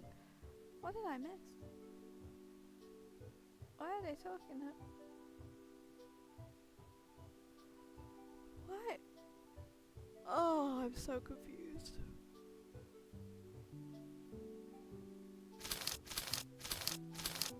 Let's get rid of this. Stan takes the keys from you, looking them over in his palm. He smiles up at you, and then looks down at the keys and covers his mouth with his hand, dragging it down over his chin. I can't believe I've just been shown up by a tourist. Well, get used to it, 'cause I've got skills, and I've got magic, bitch. He looks proud, smiling up at you like you just handed him $1,000,000. Well, what are we waiting for? Let's get the heck out of here. He stands as you reach through the bars and try keys until one works. The door swings open with a quiet creak and you creep out down the hallway to the door. You open it a crack, looking out into the lobby and see Blobs asleep at the front desk, Derlin not in sight. Slowly you pull the door open and move into the lobby. Stan taps your shoulder and whispers low.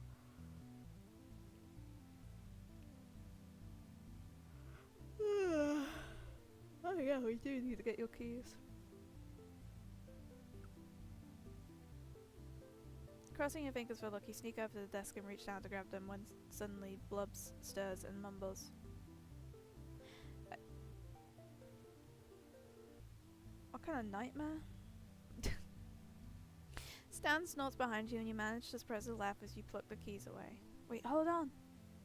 Stan disappears into another room and you're stunned, wondering what the hell he could be doing right now that's more important than escaping.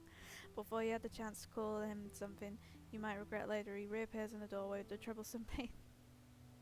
Yeah, to be honest, you cannot just go back after doing all that.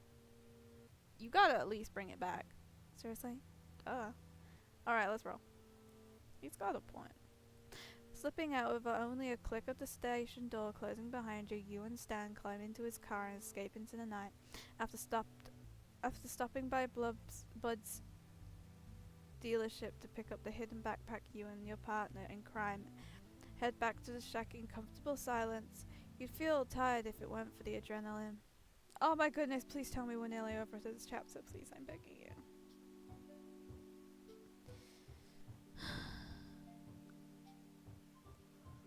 Please, we've nearly been at this for 4 hours.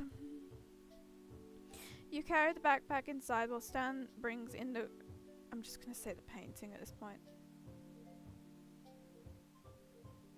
Because I cannot pronounce it. Brings in the painting and a briefcase sitting both on the kitchen table.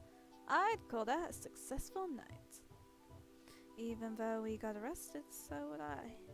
And fun too. You grin over at him and realise in the bright kitchen light that he's still got blood on his face. How do you keep forgetting? You're the one who elbowed him after all. You got... Come here. You pull one of the chairs out from under the table, gesturing for him to sit down. Hey! It only took like 4 fucking hours and we got our first one!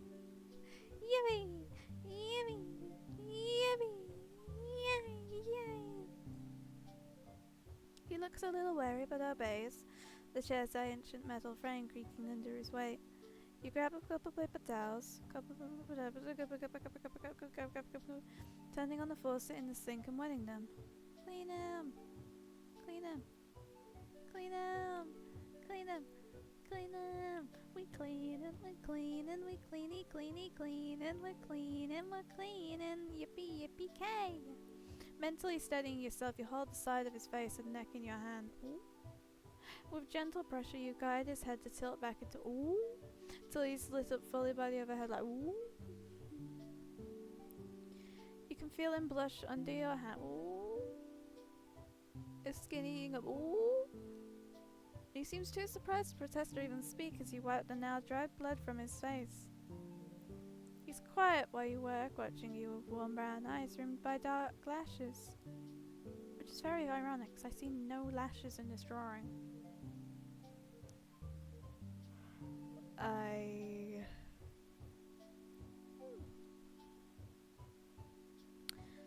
Could have taken care of this myself, you know. He says this, but he hasn't pulled away or made any move to leave. I did the damage. The least I could do is clean it up myself. Anyway, you've done plenty as it is. The paper towels you have become too soiled to work with, so you toss them into the trash and go back and get a few more. How much fucking blood is there? Your hand returns to his cheek, and you could be imagining things, but it almost feels like he leans into it. I really did have a good time with you tonight. I had no idea crime could be so fun. He smirks, avoiding your gaze.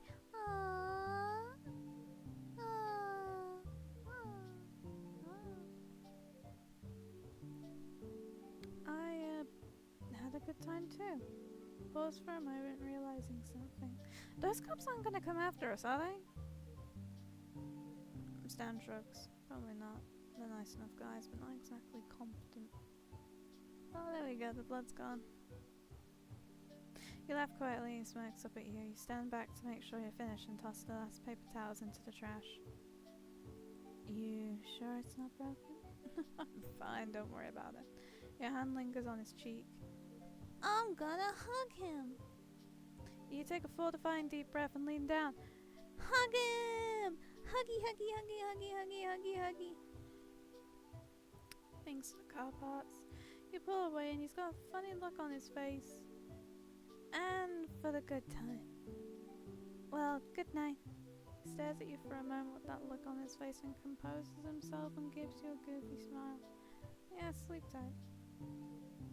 You brush your teeth and change into your pajamas. It's not until you get into bed that you realize you're still smiling. The rush from it all hasn't completely faded, but after a while your eyes grow heavy and you drift off to sleep. Nobody back home is ever gonna believe this. And honestly, I don't blame them.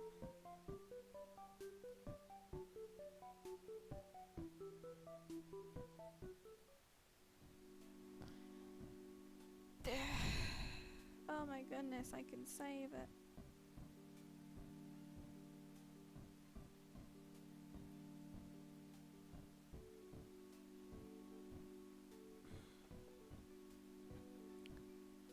Oh my god.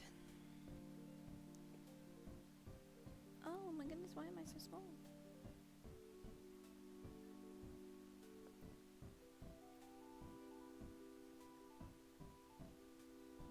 There we go.